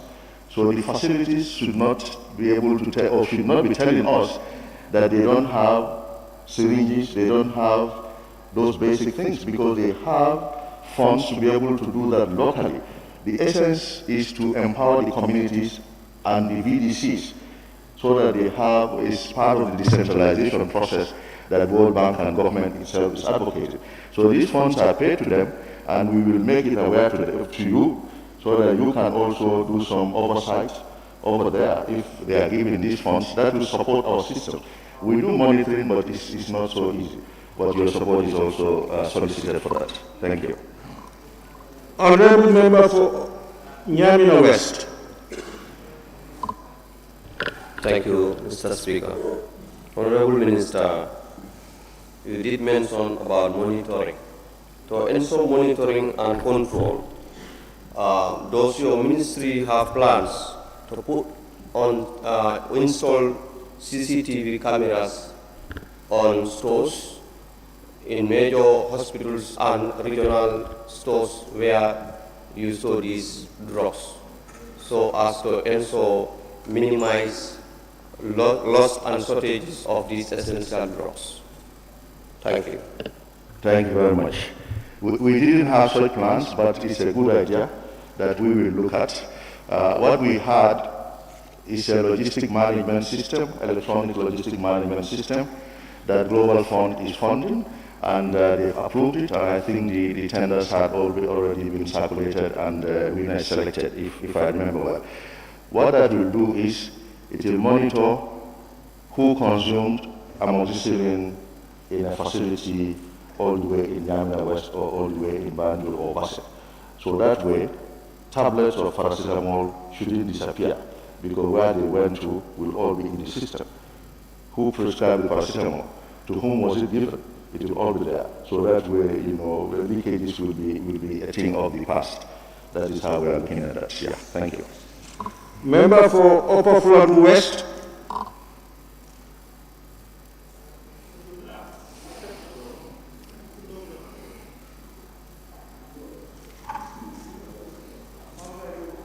Is member for Lower Fulham. Thank you very much, Speaker and Honorable Minister for Health. I think it's very important for members to understand what is meant by essential drug. Because if you don't understand what is meant by essential, you will misquote or say something that is very different. Because essential medicine, the minister should tell us so that members will be afraid with this word. Because it is already said everywhere that drugs are not available, drugs are not available. And now the question is essential medicine. So I think the minister should tell members to understand what is meant by essential medicine. Thank you.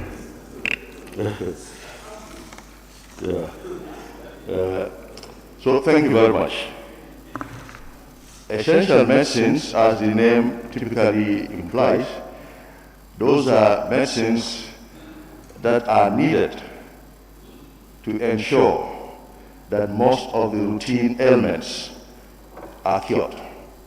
Most of the routine ailments that are found in the country. Now, of course, there is a big range of them, and they themselves are categorized. Some are emergency medications. Those need to be there. Some are not so urgent, but they need to be available. Now, when you have the list of essential medicines, which itself is pretty long, this is what countries try to cater for, and this is exactly what the country, our Gambia, even tries to cater for. But the actual truth is, even for that list of essential medicines, what is allocated is usually not adequate, even for that. Now, for the other lists that are the non-essential medicines per se, they are usually also the more expensive medications, and it is really a challenge if, as a country, we want to buy all those. It is important that we get them because certain patients need them, and when they don't have them, what should they do? However, we are hopeful that the National Insurance Scheme will take care of most of this. And in addition, the National Insurance Scheme will also support in taking care of the leakages, because people need to present an insurance card before they are given medications, and each of those medications given to them will have to be documented so the insurance authority can be built. So that will also close the gaps. Thank you. Honorable Member for Joshua. Thank you very much, Honorable Speaker. Honorable Minister, is there any computerized system that can monitor those supplied drugs to these health centers? If no, I have an answer for you. If no? No. It's no. Yes. Honorable Minister. No. You say if no? If no, I have an answer for you. Okay, thank you. Yes. No, you don't have an answer for you. Yes. I have a suggestion then. Honorable. Thank you very much, Honorable Speaker. As we speak, there's none, but I was saying that we have, with the support of the World Bank, we are supposed to start that. Our plan is to start it before December. So it had all been looked at. So it's going to be called Electronic Logistic Management System. So that will monitor a box of paracetamol that leaves Kotu, Central Medical Stores, all the way to the patient to whom it was given. Thank you. Yes, sir. Honorable Member Joshua. Yes. Yes, yes, Speaker. So I come on. Yes, Honorable Minister, if no way, I currently have one in place in Old Joshua Health Center. If you do it, we can guide you through. Honorable. You are making reference to Joshua Health Center. On there. And it's working fine with us. You can meet the Honorable Minister and share those experiences. Thank you. Thank you. I know about it. Honorable Member for Banjul North. Thank you very much, Honorable Speaker. Thank you very much, Honorable Minister. Like the saying goes, a problem that is not solved is still a problem, but a problem that is solved is no more a problem. Honorable Minister, you've mentioned that there are containers of drugs that needs to be cleared. I want to know, when exactly are you going to clear this container of drugs? Understanding, as the original question have mentioned, that there are shortages of essential drugs in health facilities. How soon do you intend to clear these drugs so that we'll be able to sort out this important problem? Thank you. Thank you very much. Thank you, Honorable Speaker. The process is already on, so they are on it as I speak to you. I left our team, some going to the Treasury, some going to the ports, and so on and so forth. Yeah, so the process is already on. Honorable Member for Busumbala. Thank you very much, Honorable Speaker, and thank you very much, Honorable Minister of Health.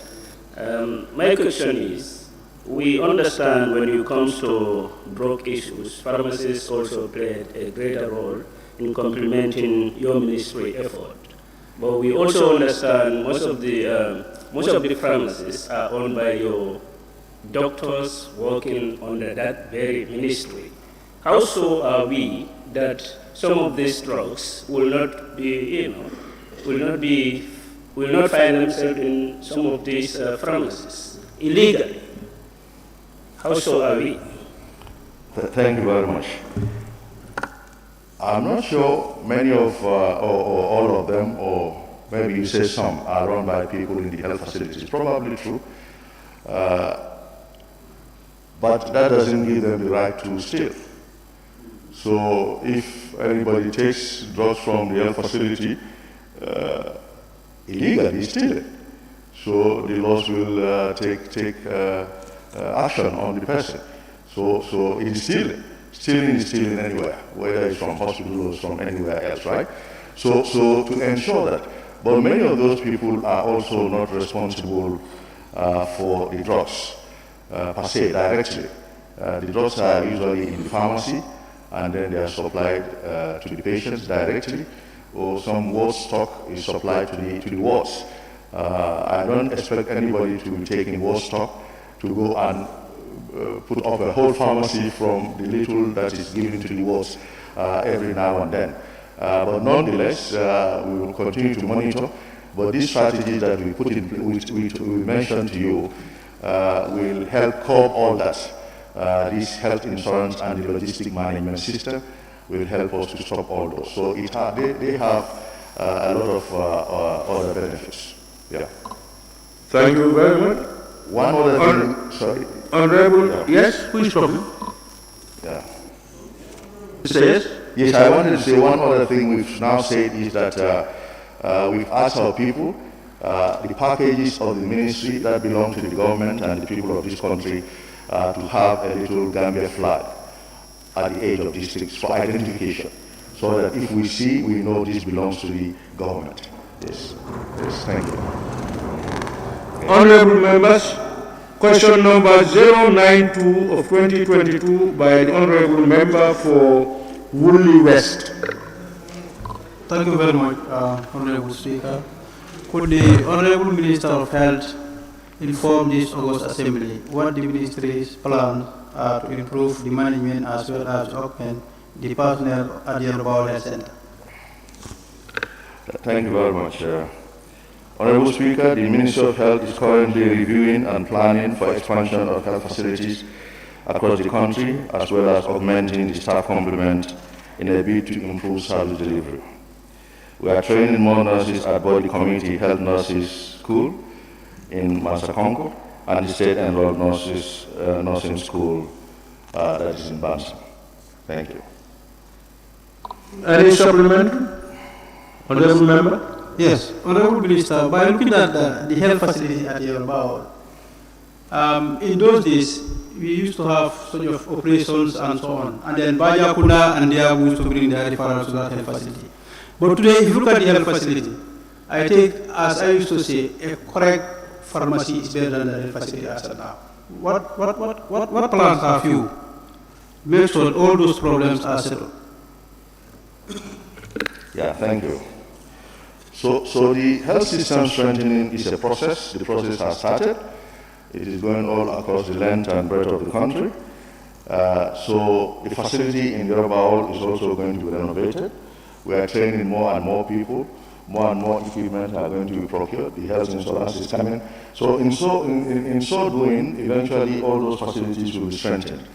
Now, we're going to have, inshallah, a new hospital in Basse. Funds are available for that from World Bank, and we're now looking for land. We've gotten an identified place in Basse. That's going to be a regional hospital. Now, it is going to be the referral center for all those facilities there. So the idea is to strengthen the minor and major health facilities, but each region gets a very strong referral center. So all these facilities in the regions are going to be upgraded.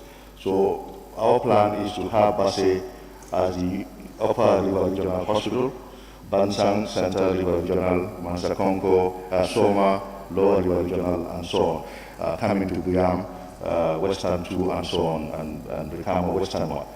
So funds are available through the World Bank to build one hospital in Basse and Brikama as we speak to you. Thank you. Honorable Member, any more? No. We now Honorable Member for Wool East.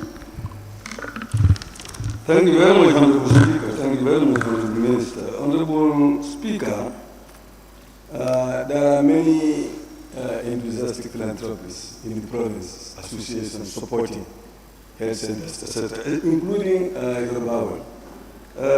My question is, do you have any mechanism in making those management to be accountable to the provision that is given to them in terms of drugs, in terms of equipment, etc., to those health centers? Do you have any mechanism to actually make them account?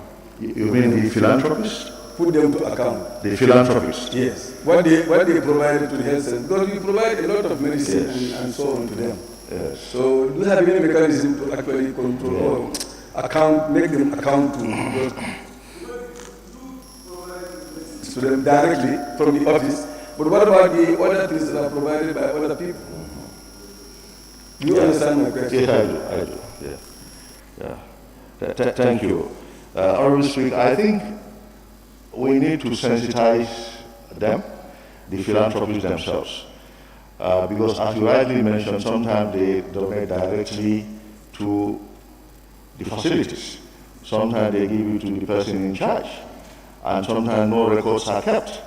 So our advice is to involve the regional directorate, and they insist on a robust inventory mechanism so that we can all follow and even the partners can follow. And also engage the VDC. When they are donating, let them have regional directorate involved and let them keep an inventory. What we used to do when I was at the hospital here was to have a long list, and it is signed by who received it. We keep a copy at the hospital, and then the donor also keeps a copy of what he donated. Thank you. Yeah. Honorable Member for Sami. Thank you very much, Honorable Speaker. Honorable Minister, I have been hearing you talking about Basse, Bansang, but I have not heard of the health post in Karantaba, in CRR North. Yes. So I don't know. Yes. Honorable Member, just to reassure you, this plan continues, is going to have an impact on all health facilities in the country. We, as a government, we started, and partners have seen... Honorable Minister. Yes, sir? We're talking about Yoruba Health Center. Yes, sir. You will not hear Sami or anything because it's not asked. Honorable, but in his response, he was answering about the whole religion. Yes. Honorable Member, the last question that the Honorable Member for Woolly posed, Woolly East, was donated materials to these things, how to account for it.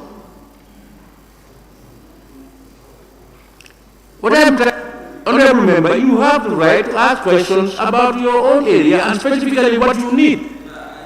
Please. But in his response, you cannot just come in and try to squeeze into other questions. In his region, in his response, he was talking about Bansang. He was talking about hospitals to be built in the various regions. Yeah, he said Basse will have, Bansang is there, Matakongo for these things. That's what he said. That does not affect your health center. No, Honorable Member, let's not argue about this. Please. No, I'm not arguing about Yeah, I have taken a ruling on that matter. Thank you very much. We now move to Banjul Central. Banjul Central. My question was answered. Thank you. Pardon? My proposed question was already answered. Has been answered. All right. Honorable members, we now move to question number 093 of 2022 by the Honorable Member for Serekunda. Thank you very much, Honorable Speaker. Could the Honorable Minister for Health inform this August Assembly what the Ministry's plans are to improve... Honorable Speaker, the Honorable Minister for Health indicated to this August Assembly in the previous legislature that the Ministry would rehabilitate the Serekunda Health Center to a state-of-the-art facility. Could the Honorable Minister tell this August Assembly whether the rehabilitation of the facility will only stop at the renovation of the maternity ward? Thank you.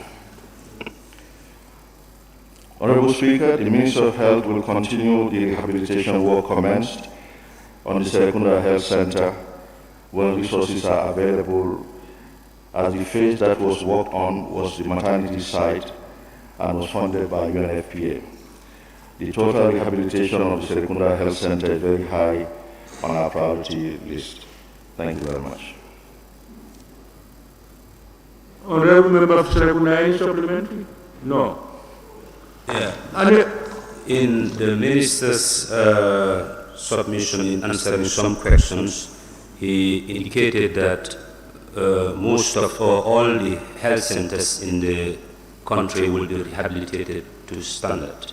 Does this not include the Serekunda Health Center? Thank you very much. Honorable Member, in fact, actually, from our plans, Serekunda will even be done before even the rest of the other places, because it's very high on our priority list. Thank you. Yeah. Honorable Member for Nyanja. Thank you very much, Honorable Speaker. Serekunda Health Center, very important health center, and then it's one of the very old, densely populated.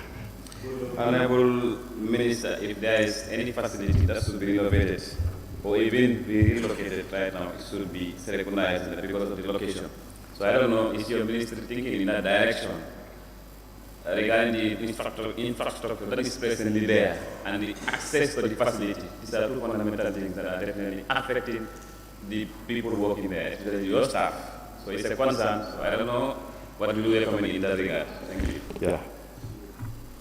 I think space is a problem there. We were told some time ago that the Sandika actually belonged to it's part of the health facility. At some point, there were suggestions that we request to have that back, but the Honorable Member is here, and the KMC, if that could be done, if they could be located, that will reduce the kind of traffic that the Sandika attracts to that area, and that will reduce the pressure on the health facility, the patients and the staff. Honorable Member for Banjul Central. Thank you, Honorable Speaker. With regards to the rehabilitation aspect in making the health center a state-of-the-art one, mine would be a bit expanded. I would like to ask, we've seen the rise of people with mental deficiencies recently. Is there or will there be a provision in making sure that houses that will be allocated to them are also catered in terms of decentralization, in terms of spatial, demarcations, and also if it will be part of the rehabilitation process? Thank you. Honorable Sir, I missed the first part of your statement, please. Honorable Minister, I equally missed almost all. Sorry, sir? Okay, Honorable Member, can you come again? Yeah, let me be more specific. My question is, as part of the rehabilitation aspect, not necessarily Serekunda, but I would say nationally, will there be a cater, as we have seen the rise of people with this, mental deficiencies, will there be a cater with regards to housing for them as well? Thank you. Okay. Thank you very much. So the plan the ministry has is to strengthen the Tanka psychiatric facility, to strengthen it, to get more psychiatrists. We've gotten some, and we are training some more psychiatric nurses to support. We realize that the area where we want to expand behind the Tanka facility is being encroached upon. We are told that that land belongs to the facility, so we are trying to get help so that we can get that part. But we have previous discussions, preliminary discussions with some senior officials of the Global Fund to help us get a rehabilitation center in the Gambia. There's none. There's no drug rehabilitation center in the Gambia. So we're hoping the World Bank will help us in the pursuit of that idea. From my conversation, we realized that Senegal got, and that was good information. So we also went to them to say we also need one. So that is in the pipeline. Thank you. Honorable Member for Woolly East. Thank you very much, Honorable Speaker. Honorable Speaker, the Honorable Minister said that Serakunda Health Center is a priority for your ministry. So I'd be interested to know if you have a time frame in actually rebuilding this place, rehabilitating this place. Yeah. Thank you very much, Honorable Member. As we speak, we are hoping before December, we'll be able, inshallah, we'll be able to start something for that facility. Honorable Member for Joshua. Thank you very much, Honorable Speaker. Honorable Minister, as you already mentioned, the maternity wing at Serakunda Health Center is already rehabilitated to standard. What are your plans with regards to the accessibility of the area? Because in the morning it's always difficult. Are you trying to work closely with the police to ease that traffic jam all the time? As of now, we are not working with them, but it's something we can look at and then we engage them to support us. But I think the presence of the market there is also not helpful, because typically the market, people who are in the market use the health facility, even the restrooms in the health facility. Some come to keep their tables in the health facility. And sometimes even unwanted things happen in the health facility. So it's a big challenge for us. So I think we all need to sit together as stakeholders and look at the way forward. But the main suggestion was for the syndicate to be given back to us and they relocate that. Because I think it has become too small for even that place. Yeah, thank you. Honorable members, we now move to question number 094 of 2022 by the Honorable Member for Sani Mentere. Thank you very much, Honorable Speaker. I'll also seize this opportunity to thank Honorable Minister of Health, Dr. Samate. Honorable Speaker, could the Honorable Minister for Health tell this August Assembly the concrete measures in place to reduce the maternal mortality rates in public health facilities? Thank you. Thank you very much. Honorable Speaker, the Minister of Health has been and is still taking great strides across the country to reduce the maternal mortality and have achieved a lot. Maternal mortality, contrary to what is being claimed by some people, is reducing significantly in the country as evident in the recent studies. The recently concluded Demographic Health Survey, DHS 2019-2020, puts the figure at 289 per 100,000 live births. This is a big decline from 433 per 100,000 live births in the DHS 2013. In fact, recent service statistics, service data 2021, has given a further reduction to 213 per 100,000 live births. Our strategies are manifold. Among the numerous interventions are: 1, improvement of access to health services by building more facilities; 2, provision of essential life-saving hospital equipment and consumables; 3, training of more qualified health workers to improve skilled maternal care; 4, provision of community ambulances to enable urgent evacuation of pregnant women to health facilities. We, however, solicit the support of families and communities because we all have a role to play in reducing maternal mortality. All have to advocate for the mortalities to be prevented by encouraging pregnant women to regularly have antenatal visits and also to have institutional delivery. Thank you very much.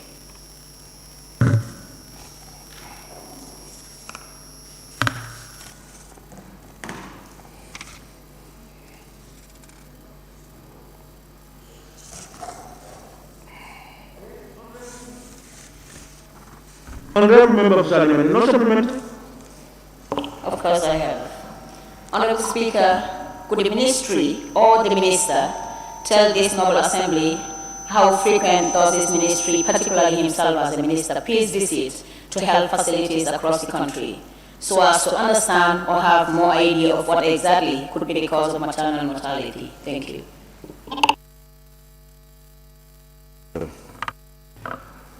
The ministry has a monitoring team that does regular monitoring.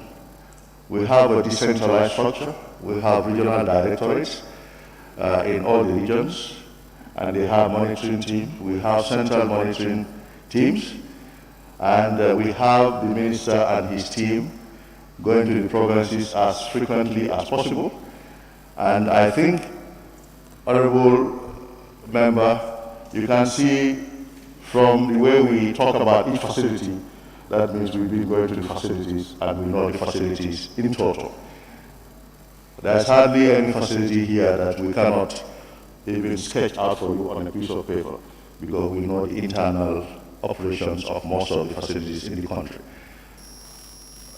We know the challenges of the facilities. They've been long-standing. We inherited this. We don't want to continue to cry over spilled milk. We are there to now make the difference, and we believe we started doing that, making that difference. But it is important for us to know that it cannot all be done the same day, because it's a process, and most of these are dependent on the funding. If we had all the funds today, in 1.5 years, all these facilities will look like hotels. They'll be functional. And then we'll be able to train more and more people. But with the limited resources we have, we are renovating, we are talking to the partners, and the partners, seeing our efforts, our locally derived efforts, seeing the transparency and the accountability in our system, have been coming forward to support us. For them to come forward to help to build new facilities is because they have confidence in the system. So a lot is happening, and each of these facilities, inshallah, will become ideal. But building health infrastructure is one thing, but having core, competent, trained health staff takes time. You train a midwife. How many midwives are you able to train within 4 years? And then you train obstetrician gynecologists. How long does it take? We started, and one thing we have started is now we are training midwives to bachelor's level at the Edward Francis Small Teaching Hospital, all in the vein of reducing maternal mortality. Now we are training obstetrician gynecologists at the Edward Francis Small Teaching Hospital. So we're working very hard. Now there are up to 10 young Gambian doctors who are specializing in obstetrics and gynecology. So in the next, some have reached the middle level, and they've been posted to the districts. One has recently been posted to the Bundu Maternal and Child Health, and is doing cesarean sections, was trained here. So with all these put in place, gradually in the next few years, inshallah, we'll get to where we want to get to. But there are parts of maternal mortality that are not dependent on the Honorable Minister, you have 2 minutes, they always remember. 2 more minutes? Or they just said 2 minutes? All right. Thank you. All right, thank you very much. Yeah. Any more supplementary questions from, yes, Honorable Member for Parliamentary? Yes, Honorable Speaker. If I may ask the Honorable Minister to tell this August Assembly whether it has ever been put to his attention that women in labor do buy medications nowadays, or even sanitary pads with tube in order to take care of themselves while in labor. Honorable Speaker, as this could also contribute to one's death, since sometimes they do keep their houses, they do keep them in their houses when suspect labor, and those materials could also be infected while in their houses. Honorable Speaker, what could be done to remedy this situation? Thank you. Thank you very much. It is not known to me that they are asked to buy sanitary pads, but I will find out if they are doing so. But as I have said, now each health facility in this country gets RBF. And RBF, they should be able to buy these for the women in labor. But it's important for me to also mention here that for the RBF, the VDC, in fact, they are signatories. The local community are signatories to those checks. So they should also, because they develop what we call a business plan. So if they put sanitary pads and all those issues on their business plan, that means that's what they are going to buy. So the community has a say. So I think it's important for us to enlighten the communities, Honorable Member. Let your community know that they have a say in where that money is spent.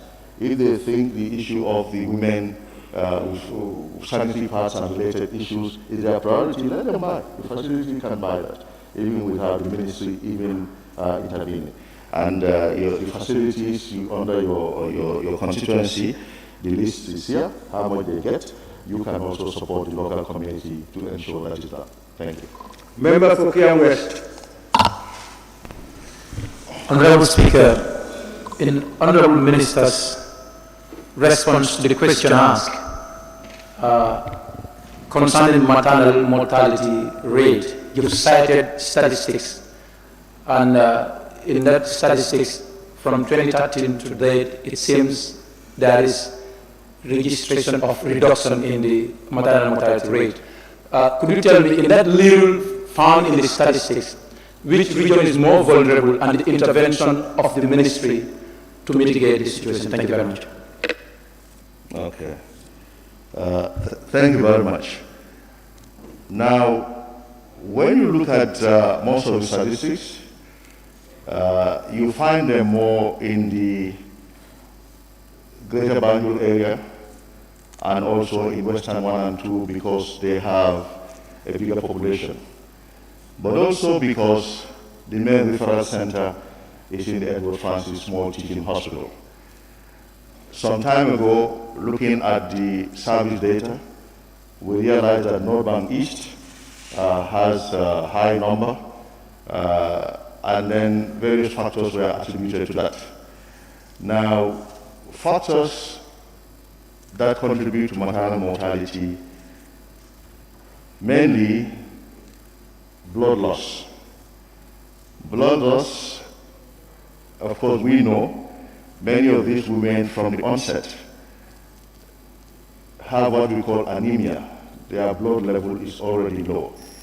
And anemia, there are many causes of anemia, even malnutrition. That's why I said management of maternal mortality goes beyond the health sector. Who is responsible for dealing with the nutrition of the individuals? The community, you know, and then we all stakeholders, various stakeholders. So the people, the pregnant women need to eat well. They need to be properly nourished. There are food taboos that prevent the pregnant women from eating nutritious food. So they don't eat some of those proteinous materials that they need because because of the culture. So we all need to contribute in making sure that doesn't happen. Reporting to the health facilities on time, because sometimes women also do not report to the health facility on time because they want to go and deliver after 2 hours. They don't want to go there from morning and end up delivering at night. Sometimes the community, somebody tells them, oh, it's too early, before they get there. We've had issues of also people entering traffic, having to look for a taxi, struggle to get a taxi to get to a health facility. Women have lost their lives that way. So that's where the community ambulances come in now, because you can have an ambulance pick the woman up and then they can blow the siren and open the road. So those delays also contribute. But another phenomenon is preeclampsia. Pregnancy-induced hypertension has been found to be a leading cause of these mortalities. Certain women develop hypertension during pregnancy, and it needs to be detected early and be dealt with on time. And they need to be regular on their medications, and they need to have highly supervised delivery. But preeclampsia, pregnancy-induced hypertension has been found, or eclampsia, they become eclamptic. When they develop eclampsia, some of them develop renal failure, some of them develop convulsions, and it tends to kill quite a number of people. So the communities need to all contribute and ensure that the women, so I think it's our collective responsibility to ask women, have you gone to NOS, have you gone to ANC? When was the last time? You know, we also need to support them.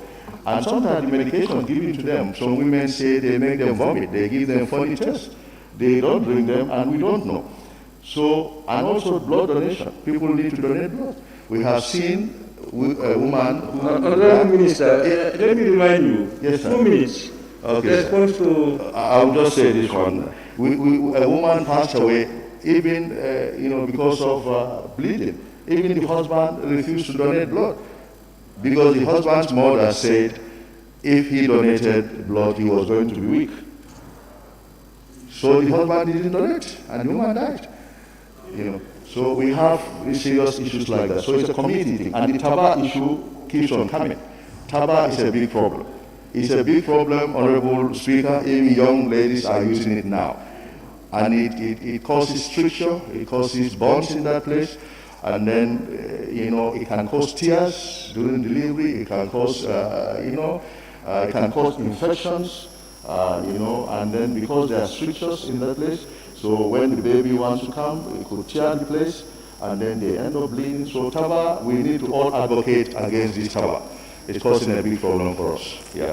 Thank you very much. May I also have Honorable Speaker?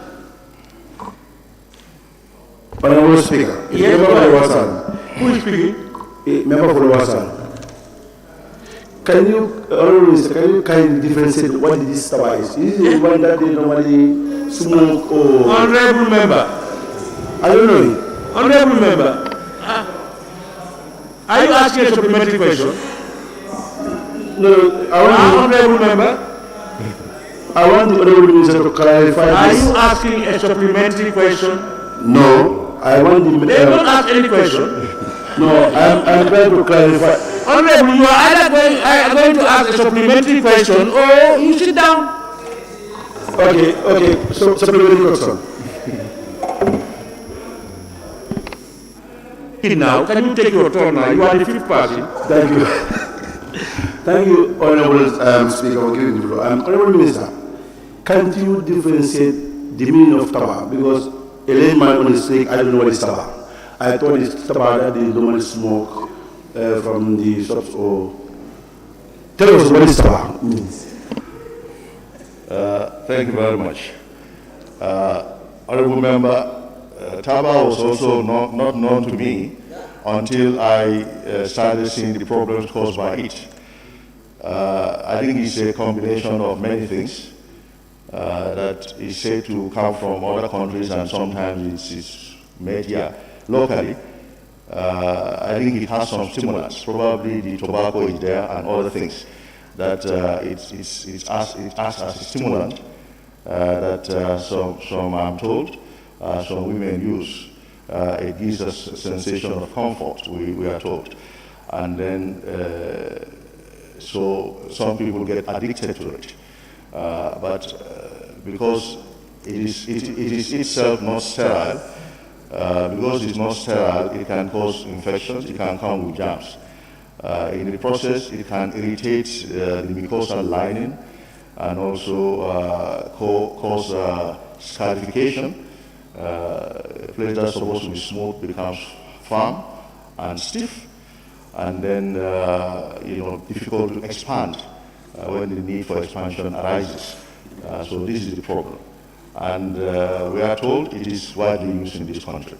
Certain people have looked at it locally, and we are told even young people use it now. So we all need to advocate. I'll appeal when you go on track, you also help us in the advocacy. Thank you. Thank you. Honorable Member for Wunde East. Thank you very much, Honorable Speaker. Honorable Minister, there is this traditional primary health care givers in the provinces that are responsible for working with traditional birth attendants, and they are allocated to cluster of villages. The last time I checked, their main problem was they were talking about mobility. So I don't know whether you have actually any provision to ensure such people do have mobility, even though there are ambulances, but those people, the role of those people should not die. It should continue because they are carrying a very important role there. Thank you. Thank you very much. I think that component is dealt with in our primary healthcare revitalization program. We want to revitalize primary healthcare. So Gambia has almost half of the villages in Gambia are primary healthcare core villages. Now we want to make it 100% so that every village in this country has a primary healthcare structure. So that will help us revitalize that, and they will be giving the required support. Thank you. Member for Banjul Central. Thank you, Honorable Speaker. Honorable Minister, in relation to the reduction of maternal mortality, I think the Jambe Foundation Hospital has been really doing very well in terms of this.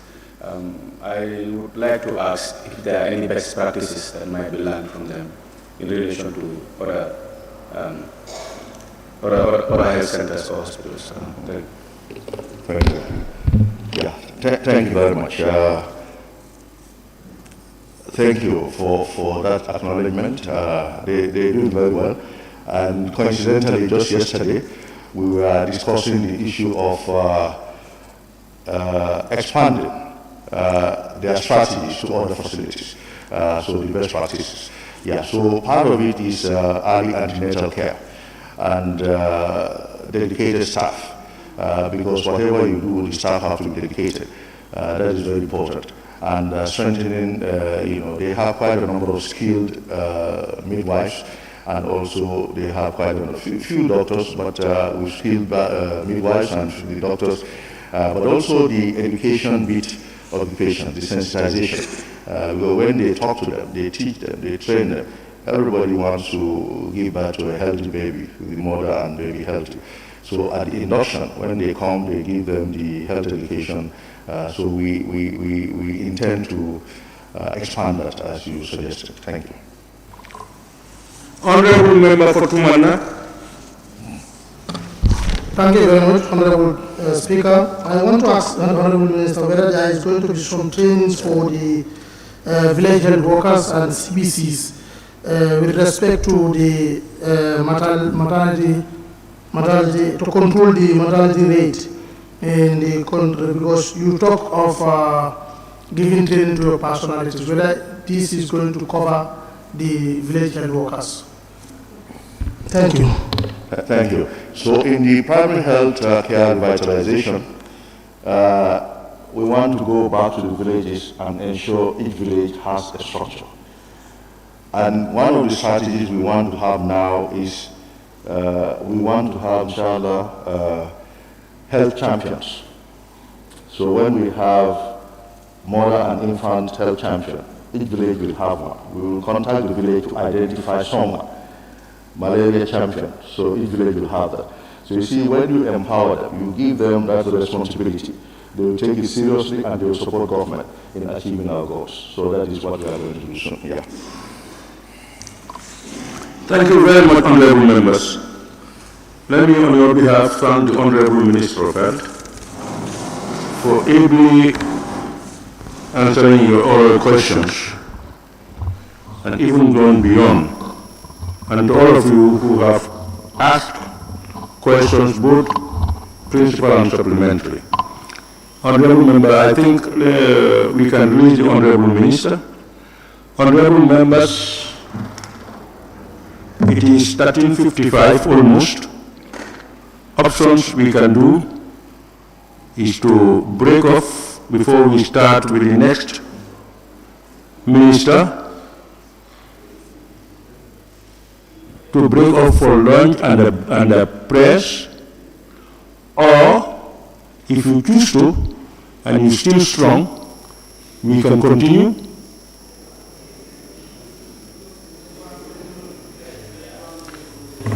We break. We go and pray.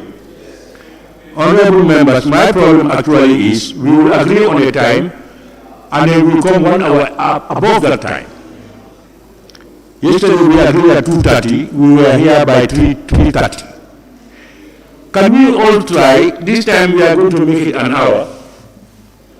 Can we all try, it's almost 2 o'clock, so that by 3 o'clock we are all in the chambers and begin our work. Is that okay? Okay, honorable members, then the House stands suspended until 1500 hours today.